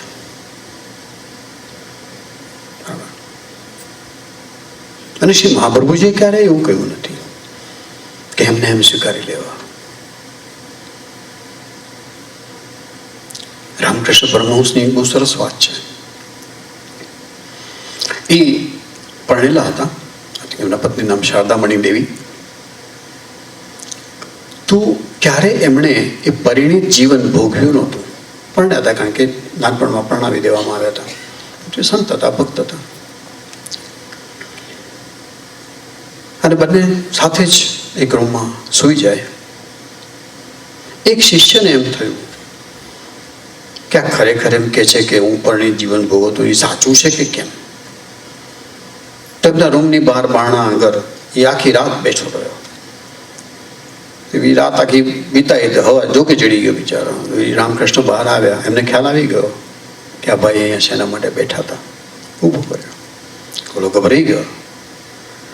તો રામકૃષ્ણ કહે છે કે બેટા, તું મારો શિષ્ય થયો છે, તને પૂરેપૂરો અધિકાર છે મારી જે વાત સાચી છે કે નહીં એનો ટેસ્ટ કરવાનો, એની એક્ઝામ કરવાની, એની પરીક્ષા કરવાનો. માત્ર ગુરુએ શિષ્યની પરીક્ષા કરવી એવું નહીં, શિષ્ય પણ ગુરુની પરીક્ષા કરે કે બરાબર છે કે નહીં. બરાબર? ઇન્ડિયામાં કેટલા બધા ગુરુના શિષ્યો એમની પરીક્ષા કર્યા વગર એમની સાથે જોડાઈ ગયા તો ક્યાં ક્યાં ભટક્યા. બરાબર?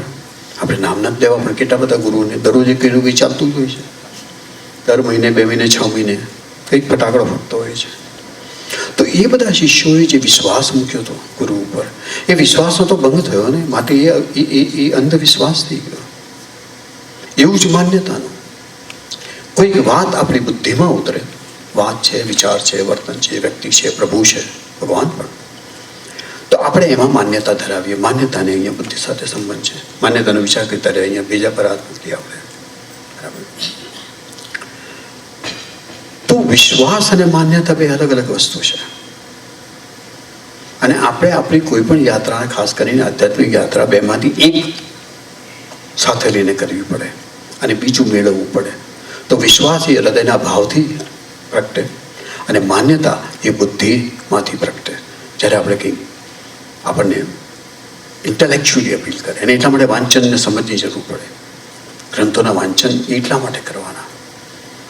અને જ્યારે વિશ્વાસ અને માન્યતા બંને ભેગા થાય ત્યારે જ એમાંથી શ્રદ્ધા પ્રગટે. ત્યાં સુધી નહીં. આ તિલક શ્રદ્ધા નથી, આ કંઠી શ્રદ્ધા નથી, એ તો બધા બાહ્ય આચાર છે. તિલક એટલા માટે છે કે શ્રી કૃષ્ણને મેં મારા સ્વામી તરીકે સ્વીકાર્યા છે માટે તિલક છે. બરાબર? એટલે દરેક વૈષ્ણવે તિલક કરવું જોઈએ. શા માટે ન થઈ શકે? શરમ છે નહીં એમાં.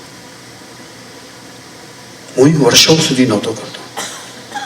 તો શાસ્ત્રીજીએ મને કહ્યું, મને કે તમે જો તમારી જાતને વૈષ્ણવ કહેવડાવવાનો છો, આટલું બધું વાંચન કરો છો, મંદિરોમાં આટલો બધો સમય આપો છો, તો તિલક કેમ નહીં? મેં કીધું એ રીતે મેં વિચાર્યું જ નહોતું. મને કે શરમ લાગે છે? મેં કીધું કદાચ.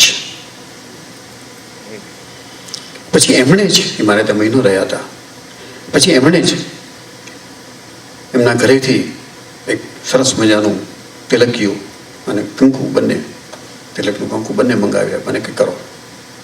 પહેલું તિલક એમણે મારા કપાળ પર કર્યું. ત્યાર પછી આજ સુધી હું હંમેશા કરું છું. એનો અર્થ એવો કે જે નથી કરતા કે નથી કરી શકતા એ ઉતરતા વૈષ્ણવ છે, જરૂર એવું નથી, પણ એ વૈષ્ણવતાની એક ખુમારી, એક ભાન હોવું જોઈએ. ન કરતા તો વાંધો નહીં. અને માનો કે કપાળ પર કરવામાં વાંધો હોય તો તિલક ઘણી બધી ઠેકાણે થઈ શકે છે. The best another one is હૃદય ઉપર. પછી કોઈ જુએ જ નહીં ને, સવાલ જ નથી. અને યસ, ક્યારેક પ્રશ્નો ઊભા થતા હોય તો પ્રશ્નો જો ટાળવા હોય અને આપણો ભાવ ગૂઢ રાખવો હોય તો હૃદય ઉપર તિલક કરી શકાય છે. એની કોઈ ના નથી. પરંતુ એ શ્રદ્ધા, એ વિશ્વાસ અને માન્યતા બંને ભેગા થાય તો જ શ્રદ્ધા પ્રગટે. અને શ્રદ્ધા અંદરથી પ્રગટે. અને શ્રદ્ધા કેવી હોવી જોઈએ? હંમેશા એક દાખલો ટાંકું છું. એક વિસ્તારમાં દુકાળ પડ્યો, જબરજસ્ત દુકાળ. પીવાના પાણીના સાંસા થઈ ગયા, ખેતરો તો સવાલ જ નથી.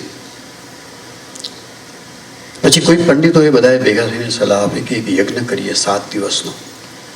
બધા જ આજુબાજુના ગામવાળા આવે, એ યજ્ઞને એક ટેકો કરે, સહારો. બધા જ એમાં માને. બ્રાહ્મણો પંડિતો બેસે, મંત્રોચ્ચાર કરે, યજ્ઞમાં આહુતિ આપે. અને 7 દિવસનો યજ્ઞ, 7મે દિવસે જરૂર વરસાદ થશે. પ્રભુ આપણું જરૂર સાંભળશે. તો દરરોજ ગામજનો બધા યજ્ઞ મંડપમાં જાય, ત્યાં બેસે અને જે કંઈ થાય એ સાંભળે, જોઈ રાખે. 7મા દિવસે જ્યારે એક ગામમાંથી બધા નીકળ્યા ત્યારે એક 7 વર્ષની બાળકી છત્રી લઈને નીકળી. આકાશમાં એક વાદળ નહોતું. તો બધાએ એની ઠેકડી ઉડાડી કે તું કેમની છત્રી લઈને નીકળી છે? ઉપર કેટલું જો ને કે તડકો છે, એક વાદળ નથી. એક બધા એમણે કે પંડિત મહારાજોએ કહ્યું છે ને કે 7મા દિવસે વરસાદ પડશે, તો તમે બધા ભીજાઈ જશો, પણ મારે ભીજાવું નથી, એટલે મેં છત્રી લીધી છે. આ શ્રદ્ધા. અને જો વરસાદ પડે ને તો આ બાળકીની શ્રદ્ધાના કારણે પડે છે. આપણને એવી શ્રદ્ધા છે? હું પ્રભુ ઉપરની શ્રદ્ધાની વાત કરું છું. આપણે જ્યારે પ્લેનની ટિકિટ લઈએ છીએ અહીંયાથી હિન્દુસ્તાન જવા માટે, ત્યારે ક્યારેય આપણે પૂછીએ છીએ કે પાયલટનું લાયસન્સ બતાવો ને ભાઈ? પ્લેનમાં એન્ટર થતા કોઈએ પૂછ્યું છે? મેં તો પૂછ્યું નથી ક્યારેય. નહીં ને? કદાચ એમ થાય કે હા પ્લેન પાયલટ કોઈ કંપનીનો છે, બરાબર છે, યુનાઇટેડનો છે કે એર ઇન્ડિયાનો છે કે જેટ એરવેઝનો છે, તો કંપની એ દરકાર રાખીએ છીએ. તો આપણે કંપનીને ફોન કરીને પૂછતા નથી કે ભાઈ તમે કહો પેલા પાયલટ પ્લેન ઉડાડવાનો છે ને એનું લાયસન્સ બરાબર છે ને, કે દારૂ બારૂ પીને તો બેસવાનું નથી ને અંદર પ્લેન ચડાવવા માટે. એ ક્યાંય પટકાડીએ દેવું. આજકાલ તો શું થાય છે, 2-4, રાઈટ? આપણે ક્યારેય પૂછતા નથી. એક શ્રદ્ધા રાખીએ છીએ કે ના, કંપનીએ પાયલટ તો બરાબર મૂક્યું હશે, બરાબર. એવું જ આપણે બસમાં બેસીએ છીએ તો ડ્રાઈવર પર શ્રદ્ધા મૂકીએ છીએ. ગાડીમાં બેસીએ છીએ તો ગાડીનો ડ્રાઈવર હોય, પછી આપણા પતિ હોય કે પત્ની હોય કે બાળક હોય કે માતા પિતા હોય કે જીવ હોય, એના પર શ્રદ્ધા મૂકીને બરાબર ચલાવશે, અથાડશે નહીં. પણ એ શ્રદ્ધા આપણે પ્રભુ પર નથી મૂકતા. કાલની ચિંતા એટલી કરતા નથી. આપણે તો વર્ષોની ચિંતા કરીએ છીએ. કાલે જીવવાના છે કે નહીં ખબર નથી, પણ 10 વર્ષ પછીનું બી પ્લાન કરીએ છીએ. શા માટે? અરે અઠવાડિયા પછીની આપણે સિનેમાની ટિકિટ બુક કરાવીએ છીએ. ગેરંટીડ કે આપણે જીવવાના છે અઠવાડિયું, બરાબર. ના, વ્યવસ્થા કરવી જરૂરી છે, જરૂર, ડેફિનેટલી. નિવૃત્ત થયા પછી ભીખ ના માગવી પડે, એની વ્યવસ્થા કરવાની જવાબદારી આપણી પોતાની છે. પણ એ ઈશ્વરની શ્રદ્ધાની સાથે થવી જોઈએ. તો શ્રદ્ધા બહુ અગત્યની વસ્તુ છે અને અંદરથી પ્રગટે છે. એ ક્યાંય બહારથી કોઈ ન આપી શકે. હંમેશા મંદિરમાં દર્શન કરવા જનારો વૈષ્ણવ શ્રદ્ધાળુ છે એવું કહી ન શકાય. એને ઈશ્વરમાં શ્રદ્ધા છે એ એને જ ખબર છે. અન્ય કોઈને ખબર ના પડે એક્સેપ્ટ અંતર્યામી. શ્રદ્ધા એટલે પરમાત્માએ જે કંઈ આપણને આપ્યું છે એનો સહર્ષ અને સંપૂર્ણ સ્વીકાર. આપણી શક્તિઓનો, આપણા સંજોગોનો, આપણા સમગ્ર જીવનનો સ્વીકાર એટલે શ્રદ્ધા. અને આ શ્રદ્ધા જો હોય ને તો મેકઅપ કરવાની જરૂર ના પડે. આપણા શરીરનો સ્વીકાર કરીએ, બરાબર. આપણે મેકઅપ કરીએ છીએ બીજાને દેખાડવા માટે, સુંદર વધારે દેખાવા માટે, સુંદર દેખાવા માટે નહીં, વધારે સુંદર દેખાવ. આપણે આપણું જે શરીર છે, જે મુખારવિંદ છે, જે આપ્યું છે, એનો સંપૂર્ણ સ્વીકાર કરી શકતા નથી, માટે એના ઉપર આપણે કંઈક મૂકીએ છીએ. રાઈટ? આ બધી વસ્તુ વિચારવા જેવી છે. બરાબર. અને મેકઅપ તો બહુ સામાન્ય તુચ્છ વસ્તુ છે. આપણી ઘણી ઘણી વાતો એવી છે કે જે આપણી શ્રદ્ધાથી દૂર છે. આપણને શ્રદ્ધા નથી. કંઈક થાય છે અને આકળ વિકળ થઈ જઈએ છીએ આપણે. કંઈક આપણા જીવનમાં એવું અજુગતું બની જાય, કોઈ પ્રતિકૂળ કંઈક બને અને આપણે એટલા બધા ઉદ્વેગ, એટલી બધી ચિંતામાં પડી જઈએ છીએ. તો એ બતાવે છે કે શ્રદ્ધા નથી. મેકઅપની વાત તો ખાલી હસવા માટેની વાત છે, બહુ તુચ્છ વાત છે. એ જરૂરી છે કે નહીં એ જુદી વસ્તુ છે. પરંતુ પ્રતિકૂળ સંજોગો ઊભા થયા છે અને એ કૃષ્ણએ જ કર્યા છે અને કૃષ્ણ જ એમાંથી માર્ગ કાઢશે, એવી આપણને ધરપત રહેતી નથી. ને ધરપત નથી રહેતી કારણ કે શ્રદ્ધા નથી. ક્યારેક શરૂ કરજો, તમને ચિંતા થાય ને ચિંતાનું લિસ્ટ બનાવજો, અને આજે જે ચિંતાની લિસ્ટ બનાવી જોજો પછી કે એમાં કેટલી ચિંતાઓ જરૂર વગરની હતી. ઢગલાબંધ ચિંતાઓ જરૂર વગરની આપણે કરીએ છીએ. તો એ કરવાની જરૂર નથી. શ્રદ્ધા હોય તો બધું સરખું થઈ રહેશે. કૃષ્ણ જે કરે છે સારા માટે કરે છે. કૃષ્ણ જે કંઈ કરે છે એ સારા માટે છે આપણા. એ જો સ્વીકાર કરી લઈએ ને, એનું નામ શ્રદ્ધા. અને શ્રદ્ધામાંથી જ નિષ્ઠા જન્મે. કૃષ્ણ ઉપર સંપૂર્ણ શ્રદ્ધા હોય તો માત્ર અને માત્ર પુષ્ટિ ભક્તિ માર્ગના રસ્તે જ આપણે ચાલીએ, માત્ર ને માત્ર પુષ્ટિ યાત્રા કરીએ આપણે. અગત્યની વાત છે નિષ્ઠા. નિષ્ઠા એટલે પરસિસ્ટન્સ. એના ઉપર જ રહીએ, આડાવડા ક્યાંય ના જઈએ. સાતત્ય, સતત મક્કમતાથી, જરાય ડગ્યા વગર એ જ આધ્યાત્મિક માર્ગ ઉપર જઈએ જ્યાં આપણું દિલ ચોંટ્યું છે, જ્યાં આપણું બુદ્ધિ ચોંટી છે, જ્યાં આપણી શ્રદ્ધા પ્રગટી છે, ત્યાં જ આપણી નિષ્ઠા પ્રગટે. શ્રદ્ધા પ્રગટે ત્યારે નિષ્ઠા પ્રગટે. ભલે પછી કોઈ દેવી દેવતાઓના આગળ માથું નમે, જરાય ખોટું નથી. ભલે ક્યારેક એમના મંદિરમાં જઈને પ્રણામ વંદન દંડવત કરવાના પ્રસંગો ઊભા થાય, જરાય ખોટું નથી એમાં. શ્રદ્ધા આપણી અચળ કૃષ્ણમાં, એ જરૂરી છે. દીનતા. શ્રી કૃષ્ણની સર્વશક્તિમત્તાનો સહર્ષ સ્વીકાર. એ જ શક્તિમાન છે, હું નહીં. આ મેં કર્યું એ બોલચાલની ભાષામાં કદાચ જરૂરી છે, કારણ કે મેં કર્યું, અન્યએ નથી કર્યું.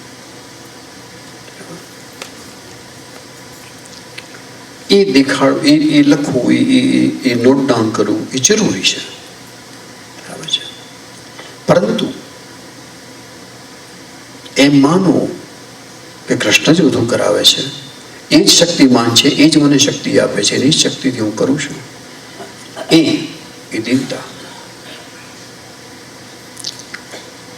આપણી સર્વશક્તિઓની અને આપણા અસ્તિત્વની સીમાનો સ્વીકાર. કૃષ્ણની આગળ આપણી જે સત્તા છે, આપણી શક્તિ છે, એ બહુ લિમિટેડ છે, સીમિત છે. કારણ કે આપણે સીમિત છીએ, આપણે લિમિટેડ છીએ. આપણી શક્તિઓ લિમિટેડ છે. એ અસીમ છે, એને કોઈ લિમિટ જ નથી. અનંત છે, ઇન્ફાઇનાઇટ છે, બિલકુલ.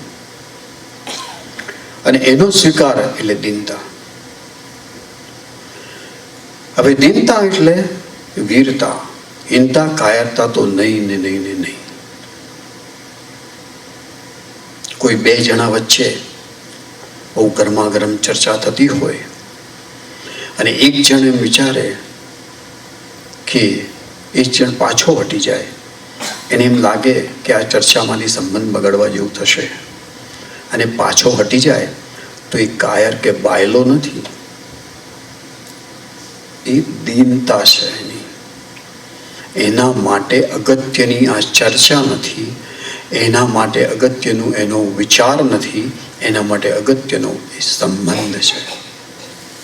અને આ રીતે આપણે વિચારી શકતા નથી, કારણ કે આપણો અહંકાર નડે છે આપણને.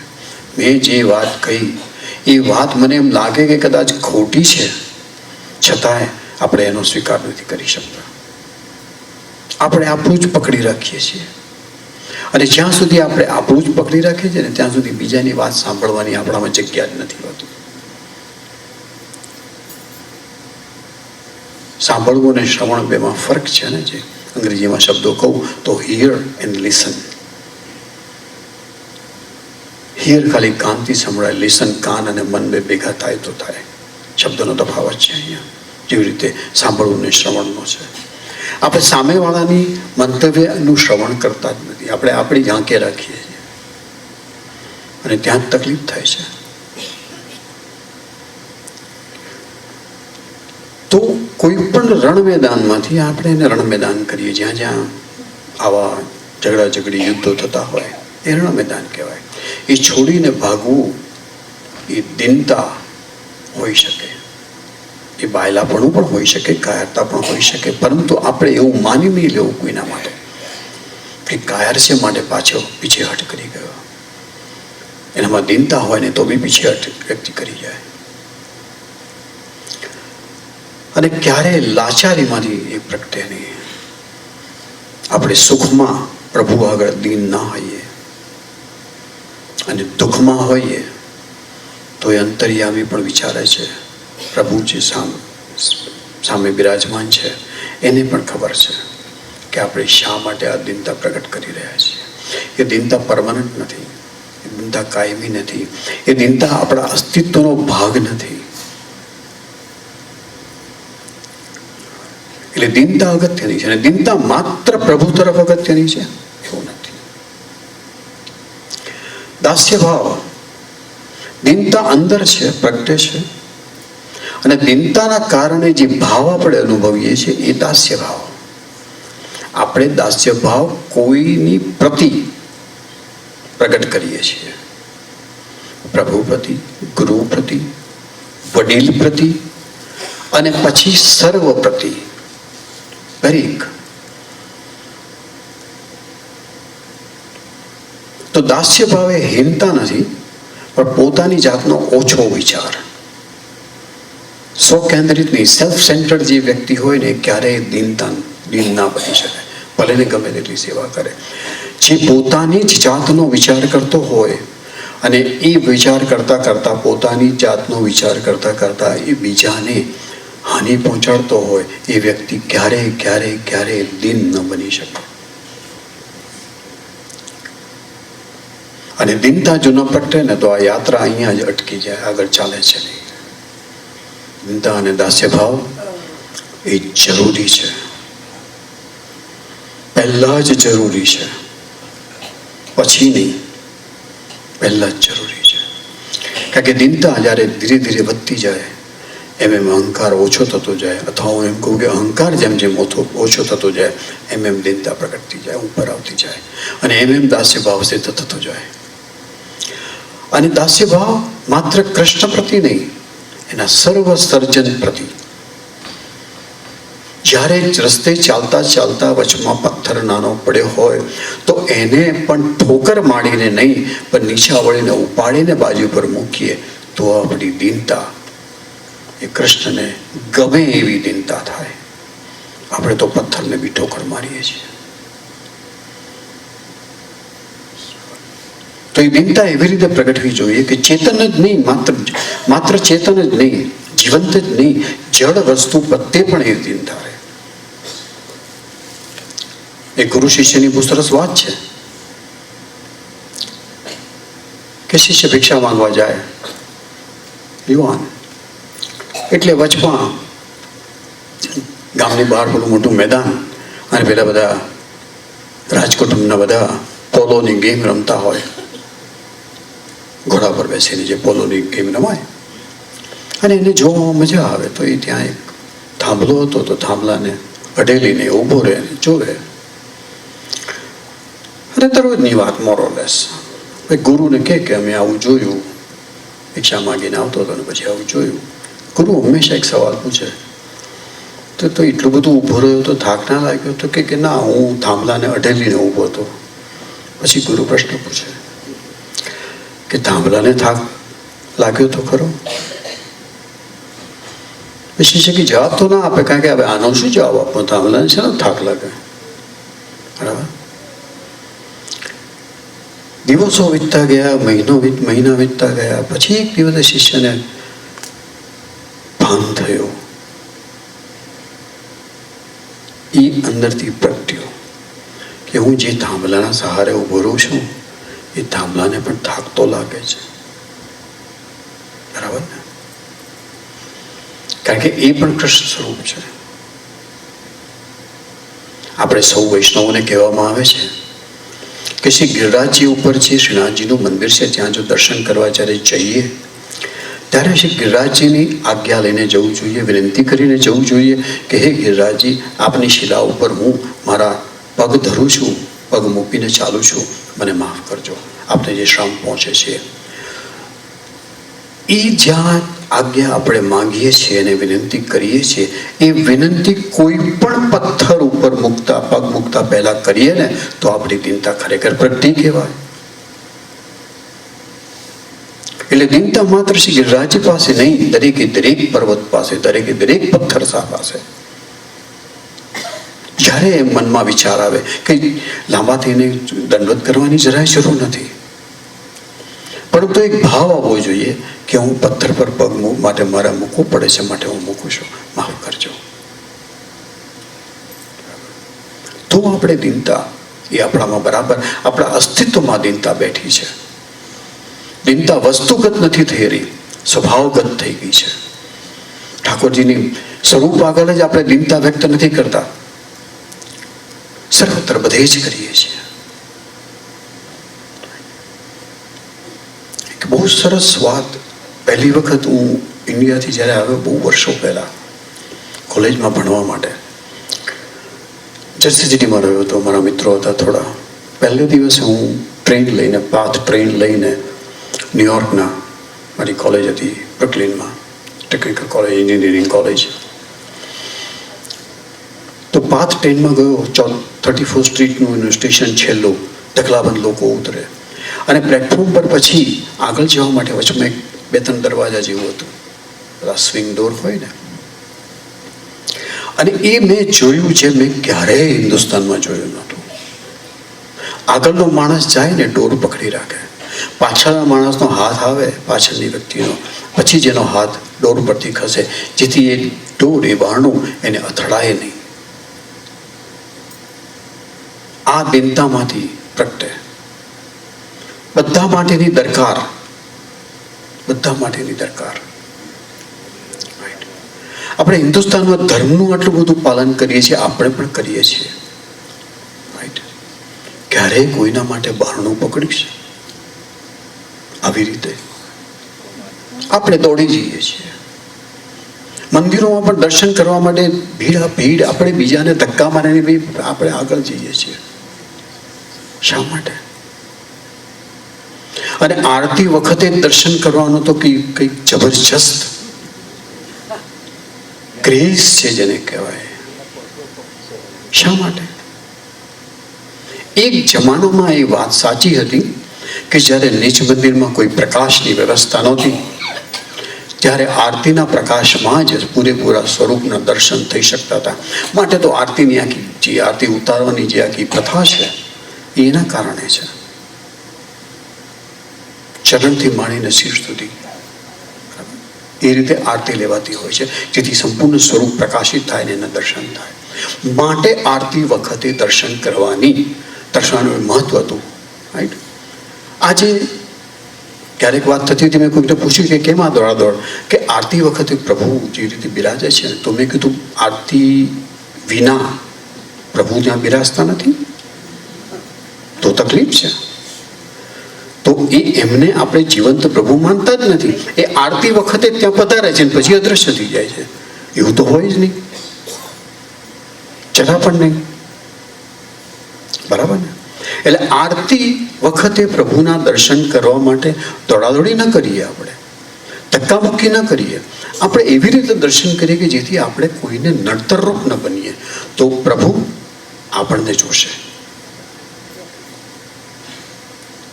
ભલે આપણી દ્રષ્ટિ પ્રભુ ઉપર ના પડે, વાત 1% વધારે મહત્વની છે કે પ્રભુની દ્રષ્ટિ આપણા પર પડે છે કે કેમ. આપણે કોઈને પણ હાનિ કે તકલીફ આપ્યા વગર જો દર્શન કરી શકતા હોય ને, દર્શન ના થાય તો કંઈ નહીં, શાંતિથી પ્રભુ સ્મરણ કરીએ. દર્શન હોલમાં ઊભા આપણને કોણ રોકે છે? પણ દર્શન હોલમાં મેં જોયું છે ઉપર શૃંગાર અને રાજભોગના દર્શનની વચમાં જે સમય હોય છે ત્યારે દર્શન હોલમાં તો ગણગણાટ સાંભળ્યો છે, કોઈ પ્રભુનું નામ લેતું નથી, કોઈને પેલો વિરહ થતો નથી ક્યારે દર્શન થશે. પ્રભુ નામ નથી લેતા, એ વાતો કરે છે. આપણે પ્રેસિડેન્ટ ટ્રમ્પના દરબારમાં જઈને ઊભા રહીએ તો વાતો કરવાના છે, ત્યાં તો પિન ડ્રોપ સાયલન્સ હશે. બરાબર. અને દર્શન હોલમાં જ્યારે એમ કે ચડ્ડીઓ પહેરીને આવે છે બધા, હું તો ચડ્ડી જ કહું છું, ત્યારે મને એમ થાય કે કોઈ રિસેપ્શનમાં ચડ્ડી પહેરીને જાય છે ખરા? પ્રેસિડેન્ટ કે પ્રાઇમ મિનિસ્ટરને મળવા જવાનું હોય ટ્રમ્પને કે નરેન્દ્ર મોદીને, તો ચડ્ડી પહેરીને જાય ખરા? સજી ધજીને જાય. તો આ જે મોદી છે, ટ્રમ્પ છે, એના દરબારમાં આવીને આવા આડાવાળા કપડાં પહેરીને આવવાનું શા માટે? સુસજ્જ રીતે વ્યવસ્થિત રીતે તૈયાર થઈને ન આવી શકાય? પણ ભાઈ અમે બહાર જતા હતા ને, ક્યાંક ફરવા જતા હતા ને, ગરમી બહુ હતી ને, પછી વચમાં એમ થયું કે દર્શન કરવા જતા છીએ, તો બરાબર છે, તો પેન્ટ રાખો, પેન્ટ પહેરીને પધારો અંદર. ઘણા બધા મંદિરોમાં, વેટિકનમાં પણ, વેટિકનની મુલાકાતે જવું હોય તો આગલા દિવસે કહેવામાં આવે છે, જો કંઈ ટૂરમાં જોડાયા હોય તો, કે ભાઈ પુરુષોએ પૂરેપૂરું પેન્ટ ને શર્ટ પહેરીને આવવાનું છે અને સ્ત્રીઓએ પણ શરીર ઢંકાય એવા કપડાં પહેરીને આવવાના છે, નહીંતર ઘૂસવા જ નહીં દે અંદર. તો જો ત્યાં કાયદો હોય તો આપણે ન કરી શકીએ? મંદિરોમાં કરવો જ જોઈએ. તો માત્ર કૃષ્ણ પ્રતિ જ નહીં, પણ એના સર્વરૂપ સર્વ સર્જન પ્રતિ દીનતા. અને ઘણા બધા એમ કે પોતે કઈ લખે ને, પત્ર લખે વૈષ્ણવ ખાસ તો નીચે લખે દાસાનો દાસ. બરાબર. કૃષ્ણનો દાસ અને કૃષ્ણના દાસનો પણ દાસ. હવે લખવાની ઈચ્છા થાય છે ને, એક સામાજિક વ્યવહાર થઈ ગયો છે. બાકી જો ખરેખર આપણે કૃષ્ણના દાસ હોઈએ અને કૃષ્ણના દાસના પણ દાસ હોઈએ, દાસાનો દાસ હોઈએ, તો કૃષ્ણને તો ખબર પડવાની જ છે, એ તો અંતર્યામી છે. તો આપણે જાહેરાત કરવાની શું જરૂર? આ પેલા બહેન જેવી કે ઠાકોરજીએ જે માળા ધરી છે ને, એ મેં બનાવી છે. દાસાનો દાસ લખવું એ અહંકારની વાત છે, બીજી કશું નહીં. જો આપણે દાસાનો દાસ હોઈએ ને, તો એને તો ખબર છે. બાકી બીજા જાણે કે ના જાણે, શું ફરક પડે છે? આપણા વર્તન પરથી ખબર પડશે. દંડવત પ્રણામ પણ એટલા માટે જ આપણે કરવાના છે. આપણો અહંકાર નમાવાનો છે.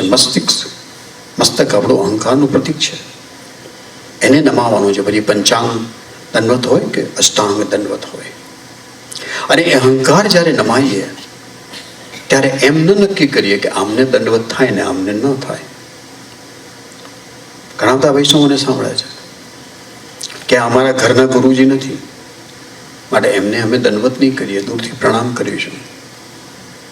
મતલબ કે આપણે એમના કરતા ઊંચા કે નક્કી કરીએ આમને દંડવત થાય ને આમને ન થાય. તો એ નક્કી કરવાનું કામ આપણો અહંકાર કરે છે.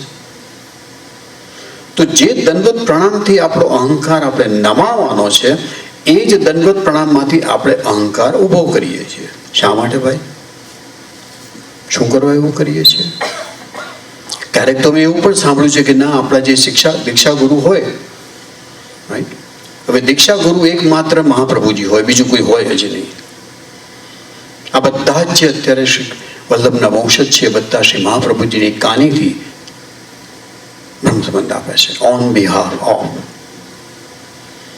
અને માટે તો પુષ્ટિમાળના શાસ્ત્રોમાં એમને બધાને ગુરુદ્વાર તરીકે ઓળખવામાં આવે છે. આપણે એમને ગુરુ કહીએ છીએ, બરાબર છે, પણ ગુરુદ્વાર તરીકે ઓળખવામાં આવે છે કે ગુરુ પ્રતિ, અને ગુરુ એક જ શ્રી વલ્લભાચાર્યજી, એમના પ્રતિ જવાનું આ દ્વાર એટલે ગુરુદ્વાર. અને ગુરુદ્વાર એટલા માટે છે કે એમની કાનીથી બ્રહ્મ સંબંધ આપે છે, પોતે બ્રહ્મ સંબંધ નથી આપતા. અને કે છે પણ ખરા, અને માને છે પણ ખરા. પણ આપણે જરા વધારે પડતું વેવલાપણું બતાવીએ છીએ. સીધા બતાવવું જોઈએ. ગુરુ તો એક જ છે, શ્રી મહાપ્રભુજી. તો જ આ શ્રદ્ધા અટલ થશે, તો જ નિષ્ઠા રહેશે. નહીં તો નિષ્ઠા વેચાઈ જશે, શ્રદ્ધા રહેશે જ નહીં. કારણ કે ક્યારે એવો નિર્ણય ન કરીએ કે આ વલ્લભ કુળને દંડવત થાય ને આ વલ્લભ કુળને દંડવત ન થાય, સર્વને દંડવત થાય. અને શા માટે માત્ર વલ્લભ કુળ? એકબીજા વૈષ્ણવોને પણ દંડવત થઈ શકે, કારણ કે દરેક કૃષ્ણ સ્વરૂપ છે. અને દંડવત કરીને આપણે તો આપણો અહંકાર નમાવાની પ્રેક્ટિસ કરવાની છે. જેટલી પ્રેક્ટિસ વધારે થાય એટલી વાંધો શું છે એમાં? અને દંડવત કરવું શક્ય ના હોય તો નમાય, બરાબર છે. પગ હંમેશા સાજા નથી હોતા.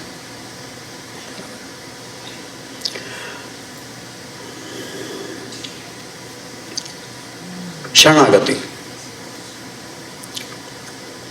એટલે શ્રી કૃષ્ણની સર્વોપરિતાનો સહર્ષ સ્વીકાર. એ જ સર્વોપરી છે.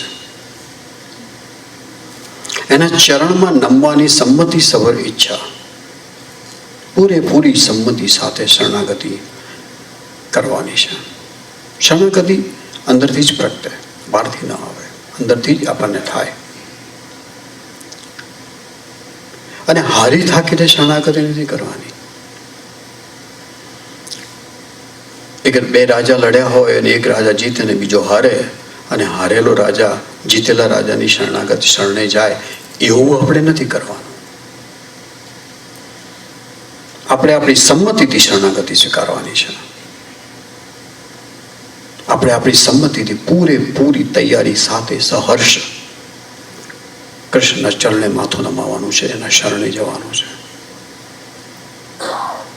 અને શરણાગતિ એટલે કૃષ્ણની ઈચ્છાઓમાં જ આપણી સર્વ ઈચ્છાઓ મળી જાય, મર્જ થઈ જાય, ડૂબી જાય. એની જ ઈચ્છા પ્રમાણે ચાલીએ, બરાબર ને? જે હારેલો રાજા હોય એ જીતેલા રાજાની ઈચ્છા મુજબ જ કામ કરે, પછી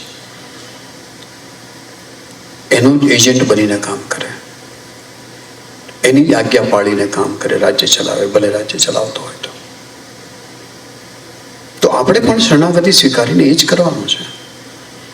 આપણી કોઈ ઈચ્છાઓ જ નહીં, અથવા જે કંઈ આપણી ઈચ્છા છે બધી કૃષ્ણની ઈચ્છામાં. તું જે કહે એમ, તું જે કરે એમ, તું જેમ રાખે એમ.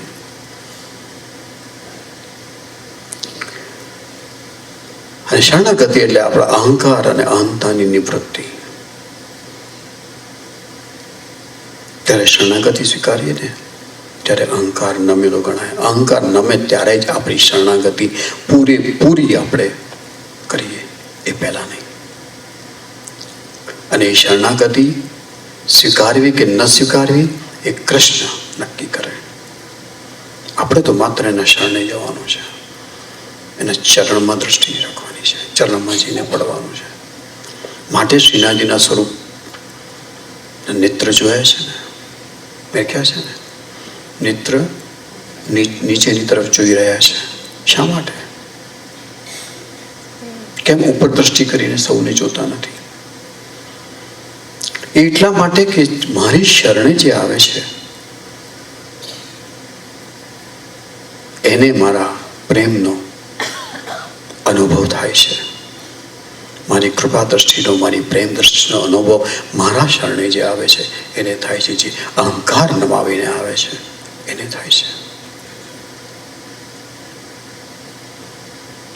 ઘણા બધા વૈષ્ણવો એમ માને છે કે ઠાકોરજી સમક્ષ પૂઠ ના ફેરવી બરાબર છે, કે ગુરુ હોય ત્યાં પૂઠ ન ફેરવી, પીઠ ન બતાવી બરાબર છે. પણ એ શારીરિક કાર્ય થઈ જાય છે. પીઠ ન ફેરવી, પૂઠ બતાવી એનો અર્થ એટલો, મીન્સ પૂઠ ન બતાવી, પીઠ ફેરવવી એનો અર્થ એટલો જ કે એમની જે આજ્ઞા છે, એમનો જે ઉપદેશ છે એ પ્રમાણે વર્તન કરવું. જો આપણે એ વર્તન ન કરતા હોય, એ ઉપદેશ આપણા જીવનમાં ઉતારતા ના હોઈએ સમજી વિચારીને, તો એ ગુરુની આગળ પૂઠ ફેરવો કે ના ફેરવો કોઈ ફરક નથી પડતો. એ માત્ર એક શારીરિક કાર્ય થઈ જાય છે, એક પરંપરા થઈ જાય છે, એક રૂઢિ થઈ જાય છે. ઘણા વૈષ્ણવોને જોયા છે ગુરુની સામે દંડવત કરવા જાય તો પછી પાછા પગલે પાછા જાય, એટલી 10 પગલાં ચાલીને પછી જાય. ઠાકોરજી સમક્ષ પણ એવું જ કરે. પણ એ કર્યું સાર્થક ત્યારે થાય જ્યારે એ કૃષ્ણની ઈચ્છાઓમાં પોતાની સર્વ ઈચ્છાઓ ભેળવી દે, જ્યારે ગુરુના, મહાપ્રભુજીના આદેશને, ઉપદેશને પોતાના જીવનમાં ઉતારી અને એ રીતે જીવન જીવે, તો એ પાછા પગલે ચાલવું સાર્થક. બાકી એ માત્ર કર્મકાંડ, બીજું કશું નહીં. એટલે આપણે આ બધું કરીએ પણ એક સમજ સાથે કરીએ કે શા માટે કરવાનું છે. અને સમજ આવશે તો આપણા જીવનમાં એ ઉતરવાની શરૂઆત થશે.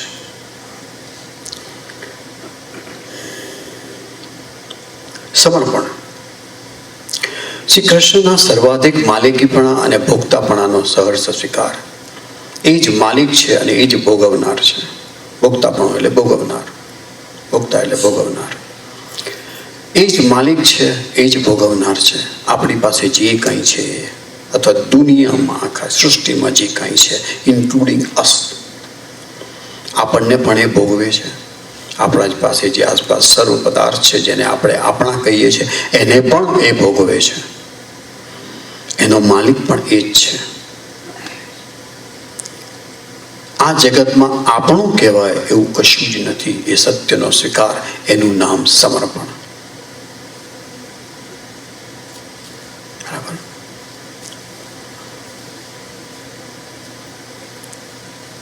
હસમુખ તિલક કરે, કંઠી પહેરે, મંદિરમાં દર્શન કરવા આવે, દિનતાથી પ્રભુ આગળ દંડવત કરે,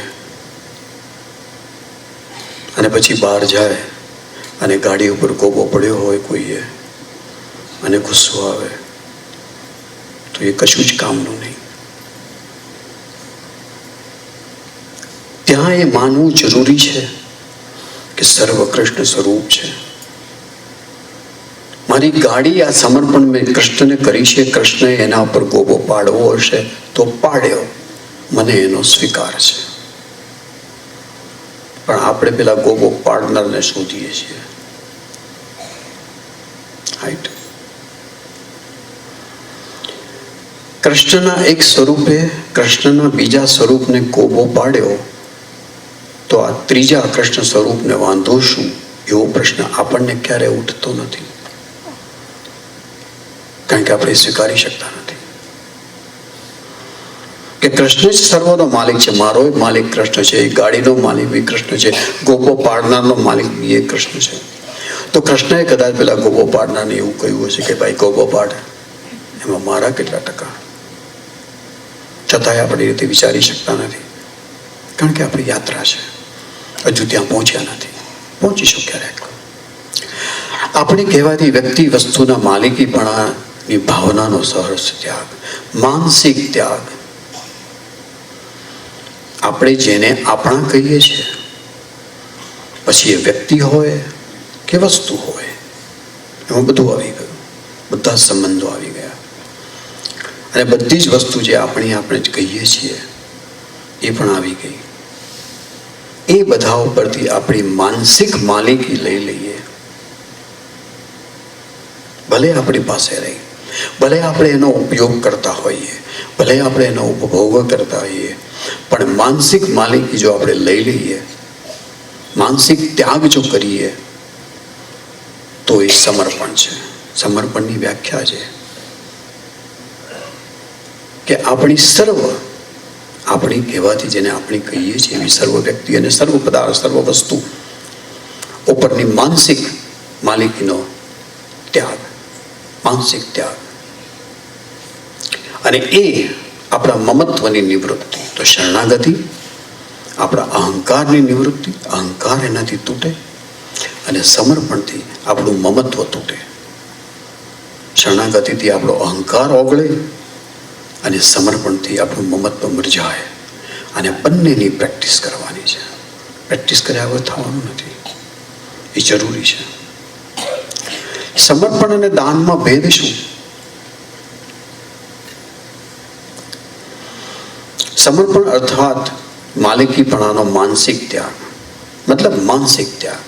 હવે મારી આના ઉપર માલિકી નથી, એવો ત્યાગ. ભલે વસ્તુ મારી છે, ઠાકોરજીએ મને આપી છે,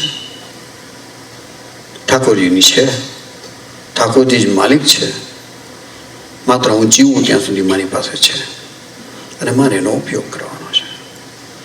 તેથી ક્યારેય અહંકાર ના આવે કે આ મારું છે, એક મમત્વ, એક પોઝેસિવનેસ ના આવે કે આ મારું છે. માઇન માઇન માઇન, મારું મારું મારું એ ના થાય. આપણે બધાને થાય છે. આપણી આસપાસ આપણે એક વર્તુળ દોર્યું છે, અમારું, અને આ બધું આવી જાય. મારી પત્ની, મારા બાળકો, મારું ઘર, મારી ગાડી, મારા પૈસા, મારું ધન, મારી સંપત્તિ, મારા ઘરેણાં, મારા કપડાં વગેરે વગેરે વગેરે. થોડાક આગળ વધીને મારું કુટુંબ, મારો સમાજ, મારો દેશ, અને પછી પેલી વસુધૈવ કુટુંબકમની ભાવનાનું તો ક્યારેય સ્થાન નથી હોતું.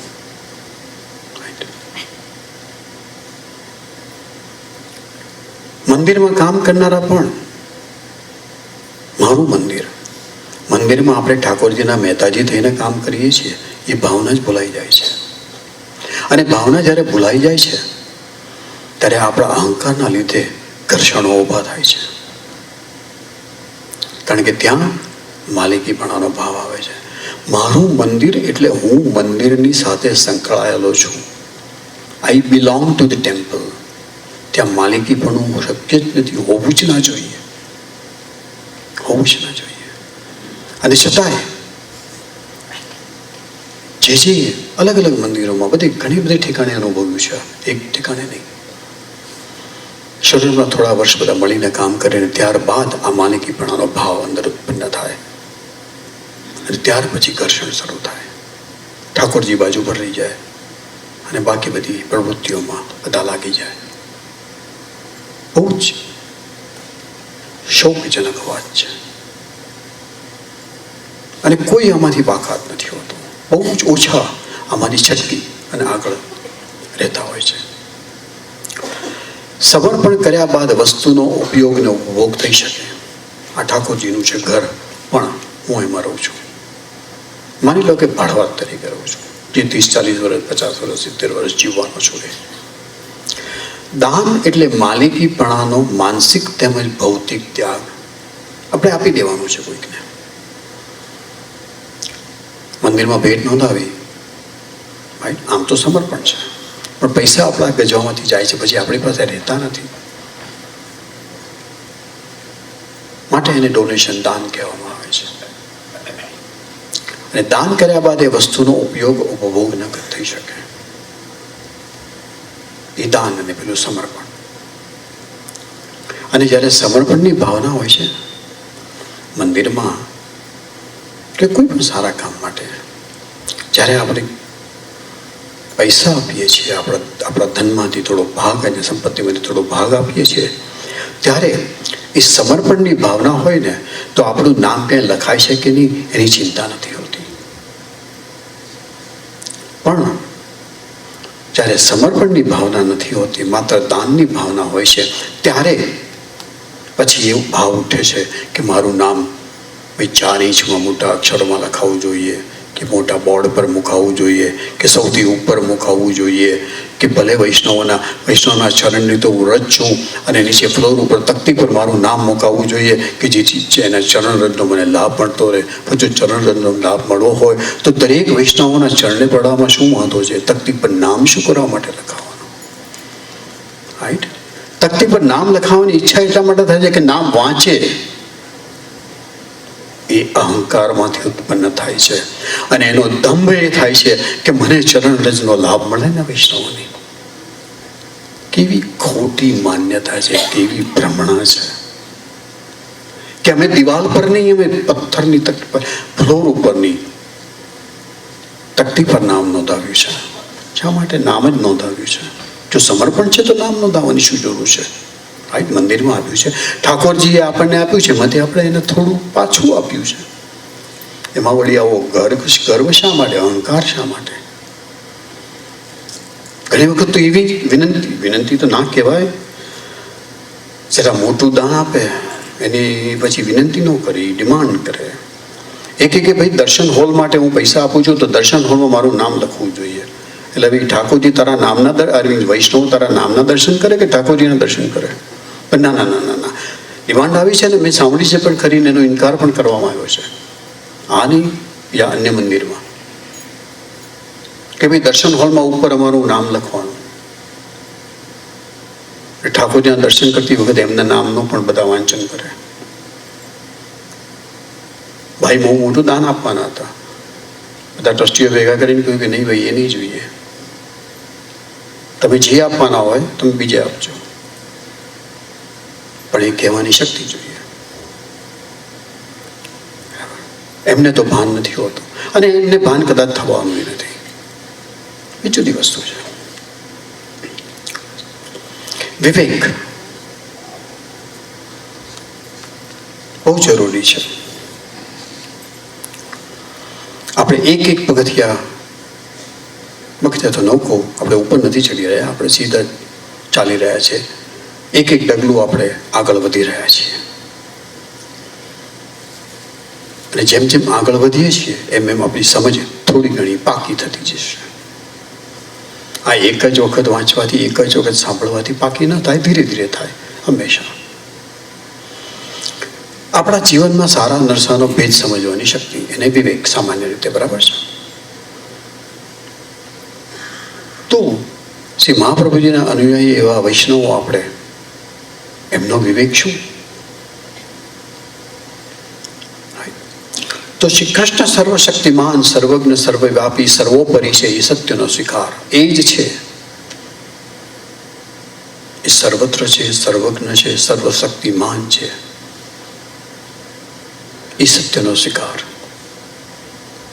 એ બધું જ જાણે છે, એ બધે જ છે અને એ સર્વથી શક્તિમાન છે. એ સત્યનો સ્વીકાર. કૃષ્ણ જ કરતા છે, આપણે નહીં. એ સત્યનો સ્વીકાર. જે કરે છે એ જ કરે છે,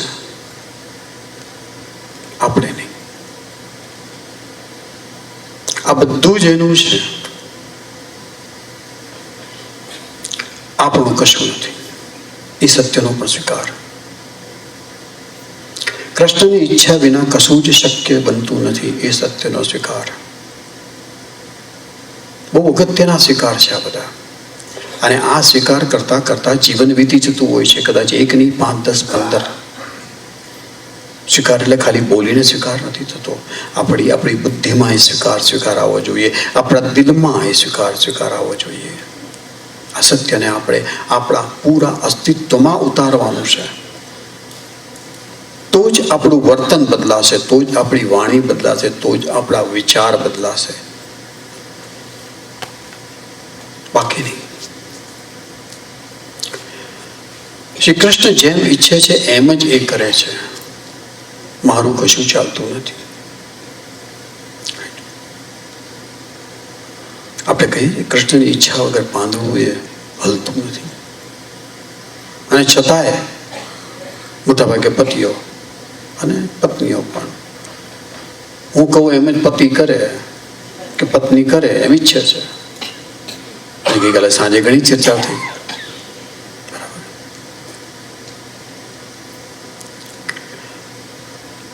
કૃષ્ણ જેમ ઈચ્છે છે એમ જ એ કરે છે. એ વાતનો સ્વીકાર આપણે બહુ જલ્દી કરી શકતા નથી. આપણે આપણી વાત સ્વીકારવા માટે આપણે જે કરીએ છીએ એ બરાબર છે એ મનાવવા માટે આપણે ઘણા બધા ધમપછાડા કરતા હોઈએ છીએ. ત્યારે આપણને કૃષ્ણનો વિચાર નથી આવતો. શ્રી કૃષ્ણ આપણી જરૂરિયાત અને ઈચ્છા જાણે જ છે અને બધું જ એનું છે. બરાબર? અને એની જ્યારે ઈચ્છા થાય ત્યારે એ બધું આપી શકે છે. બરાબર? કોઈકને $1 મિલિયન આપે તો કોઈકને $5 ન આપે. એની મરજી છે. તો કૃષ્ણ આપણી જરૂરિયાત અને ઈચ્છા જાણે જ છે, તો પછી એની પાસે કશું શા માટે માંગવું? બરાબર ને? અને છતાંય આપણી માંગણીઓ અટકતી નથી, આપણી ઈચ્છાઓ અટકતી નથી. બરાબર? કારણ કે આપણે આ સત્યનો સ્વીકાર નથી કરી શકતા. આપણને એણે પ્રગટ કર્યા છે, પેદા કર્યા છે, આ પૃથ્વી પર મોકલ્યા છે આપણી જરૂરિયાતો સંતોષવાની. એણે જવાબદારી લીધી છે, પણ આપણે આપણી જરૂરિયાતોથી આગળ નીકળીએ છીએ. 2 રોટલી સાદી નથી ચાલતી, ઘીવાળી જોઈએ છે. અને ઘીવાળીથી આગળ પાછી ગળી રોટલી જોઈએ છે, અને 2 ની પાછી 5 જોઈએ છે. પછી ક્યાંથી ચાલે બધું?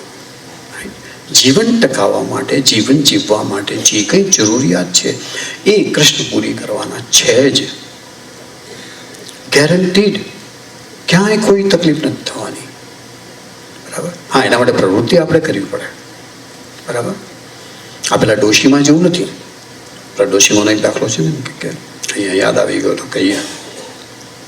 ગામમાં પૂર આવ્યું તો પછી બધા પૂર તો વધવા માંડ્યું, પાણી પુષ્કળ આવે, બાજુમાં નદી હતી ઉભરાઈ ગઈ.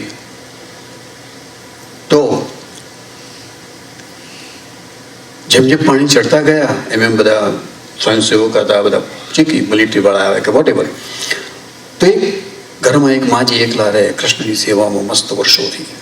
કરડા. પછી નીચેના માળે પાણી આવ્યું, ઉપરના માળે ગયા ઠાકોરજી પધરાવીને. પછી એ બધી ઉપરના ભાઈ ધાબે જવું પડ્યું. એટલામાં 2-3 બોટ આવી તો કે નહીં, મને મારો લાલો બચાવશે, મને મારો લાલો બચાવશે. બરાબર? ના પાડી દીધી. પછી વડે હેલિકોપ્ટર આવ્યું કે માજી હવે તો બોટ આવી ગયું, રહે આટલા બધા પાણી છે, તમે સીડી ઉતારી છે તો પકડીને ઉપર ચડી જાવ. નહીં, મને મારો લાલો બચાવશે. એમ કરતા પહોંચી ગયા. બરાબર? ઉપર ગયા. ગુસ્સે થોડા. જીવવાની ઈચ્છા તો દરેકને હોય, એ તિતિક્ષા દરેકને હોય, એ જીજીવિષા બધાને હોય. પછી ઉપર જવું પડ્યું, ડૂબી ગયા. એટલે ઉપર જઈને પહેલા તો કૃષ્ણને પકડ્યા. તમે કેમ મને બચાવવા ના આવ્યા? અરે બેન, 3 બોટ મોકલી, એક હેલિકોપ્ટર મોકલી, પછી કેટલી વાર? 4 વાર તું સુધરી નહીં. તને એમ કે હું આ મોરપીચ ધરીને તને બચાવવા આવવાનો છું. બરાબર? આપણે સમજવાનું ભૂલી જઈએ છીએ કે કૃષ્ણ આપણને અલગ અલગ રૂપમાં મદદ કરે છે, પણ આપણા દિમાગમાં પેલા મોરપીચ ધારી વાંસળીવાળા કૃષ્ણની છબી છે. એટલે આપણને બીજા કોઈમાં કૃષ્ણ દેખાતા નથી, આપણા જે મદદગારો છે એમાં. અને આપણને આપણામાં કૃષ્ણ નથી દેખાતા, એટલે આપણે કોઈને મદદ કરતા નથી. બરાબર?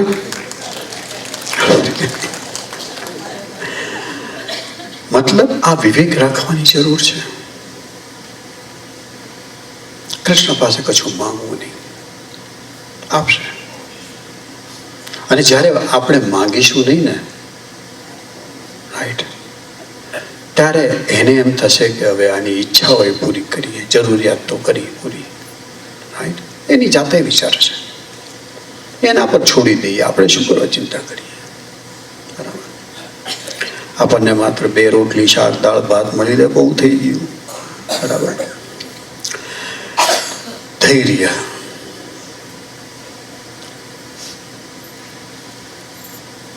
પેલી એક વાત કહી હતી ને મેં કે ઇન્દિરા બેટી સાથે એક સત્સંગમાં ગયો હતો કોઈ શહેરમાં. તો બધા એમ કે દર શુક્રવારે પેલું સ્ટડી સર્કલ અભ્યાસ કરે, બધા ગ્રંથોનું વાંચન કરે, 84-252 વૈષ્ણવની વાર્તા વાંચે, શિક્ષાપત્ર વાંચે, ભાગવતીનું વાંચન કરે, ગીતાનું વાંચન કરે ના કરે, સંભાવ વોટેવર, બરાબર. પણ બધા ગ્રંથોનું સોળ ગ્રંથમાંથી વાંચે, દરરોજ દર અઠવાડિયે 2 પાના કે થોડી ચર્ચાઓ કરે વગેરે વગેરે. પણ એમાંથી એક બહેને પૂછ્યું કે જીજી,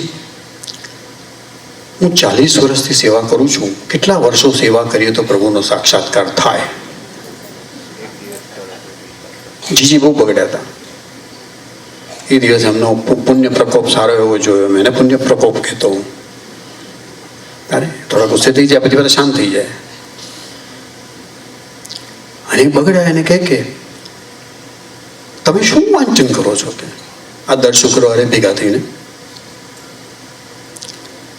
આપણે તો પ્રયાસ જ કરવાનો છે, કૃષ્ણને વિચારવાનું છે કે એ ક્યારે આપણને એના પ્રેમનો અનુભવ આવશે, કે એ ક્યારે આપણને સાક્ષાત્કાર કરાવશે. એનો આપણે વિચારવાનું નથી. તો ભલું હોય તો એક જ દિવસમાં, 1 જન્મમાં, 10 જન્મમાં, 100 જન્મમાં, હું કોને ખબર છે. એ એની કૃપા, એની ઈચ્છા પર આધારિત છે. આપણા મનમાં એ પ્રશ્ન જ જાગવો ના જોઈએ કે કેટલા વર્ષો સેવા કરવાની. પ્રશ્ન જ નહીં. આપણું કામ તો સેવા કરવાનું. એ આપ જ્યારે સાક્ષાત એને જ્યારે આવવું ત્યારે આવશે, બરાબર.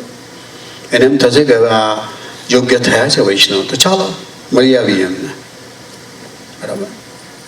પણ આપણે પ્રશ્ન ન પૂછી શકીએ, અને પૂછીએ આપણે મૂર્ખામી છે, આપણી અધૂરપ છે, આપણે ઓછપ છે આપણામાં.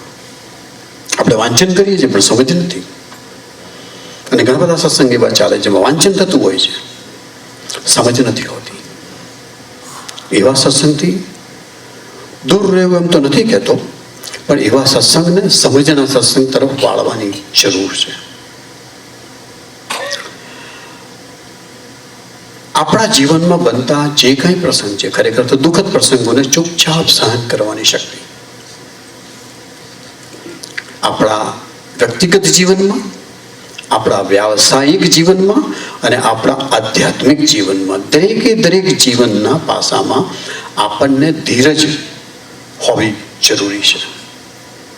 ધૈર્ય, અંગ્રેજીમાં જેને એન્ડ્યુરન્સ કહેવાય. શ્રી કૃષ્ણ ઉપર સંપૂર્ણ શ્રદ્ધા રાખી જીવનની સર્વ ઘટનાઓનો સ્વીકાર, એ ધૈર્ય. જે કંઈ બને તું જે કરે બરાબર, એ ધૈર્ય. એબ્સોલ્યુટલી.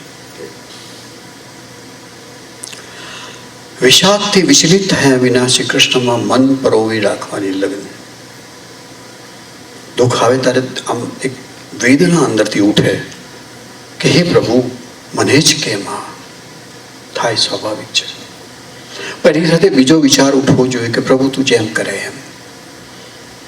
આપણને દુઃખ થાય, એની વેદના હોય, વેદનાના કારણે અંદરથી એક જાતનો આર્તનાદ નીકળે, ફરિયાદ નીકળે, ન નીકળે એમ નહીં. અને કૃષ્ણ આગળ ફરિયાદ ના નીકળે તો કોની આગળ નીકળે? કોઈ બીજા ભગવાનને થોડા પકડવા જવાના હતા, કે બીજા કોઈ ગુરુને થોડા પકડવા જવાના હતા? એની જ આગળ તો એ વેદના આપણે રડીએ ને, કૃષ્ણને એમાં વાંધો નથી. પણ એ વેદના રડીએ એટલે હલકું થઈ જાય મન.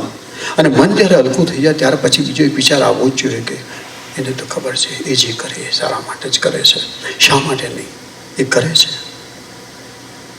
એ આપ જે કંઈ કરે એ આપણા ભલા માટે જ કરી રહ્યો છે, એવી એક શ્રદ્ધા આપણામાં હોવી જોઈએ. એ જ આપણને ધીરજવાન બનાવે છે. એનું જ નામ ધૈર્ય. આપણે અહીંયા વિરામ કરીએ, ત્યાર પછી હજુ થોડું કહેવાનું છે. સાંજના મળીશું ત્યારે 4:30 વાગે ફરી મળીએ. જય શ્રી કૃષ્ણ.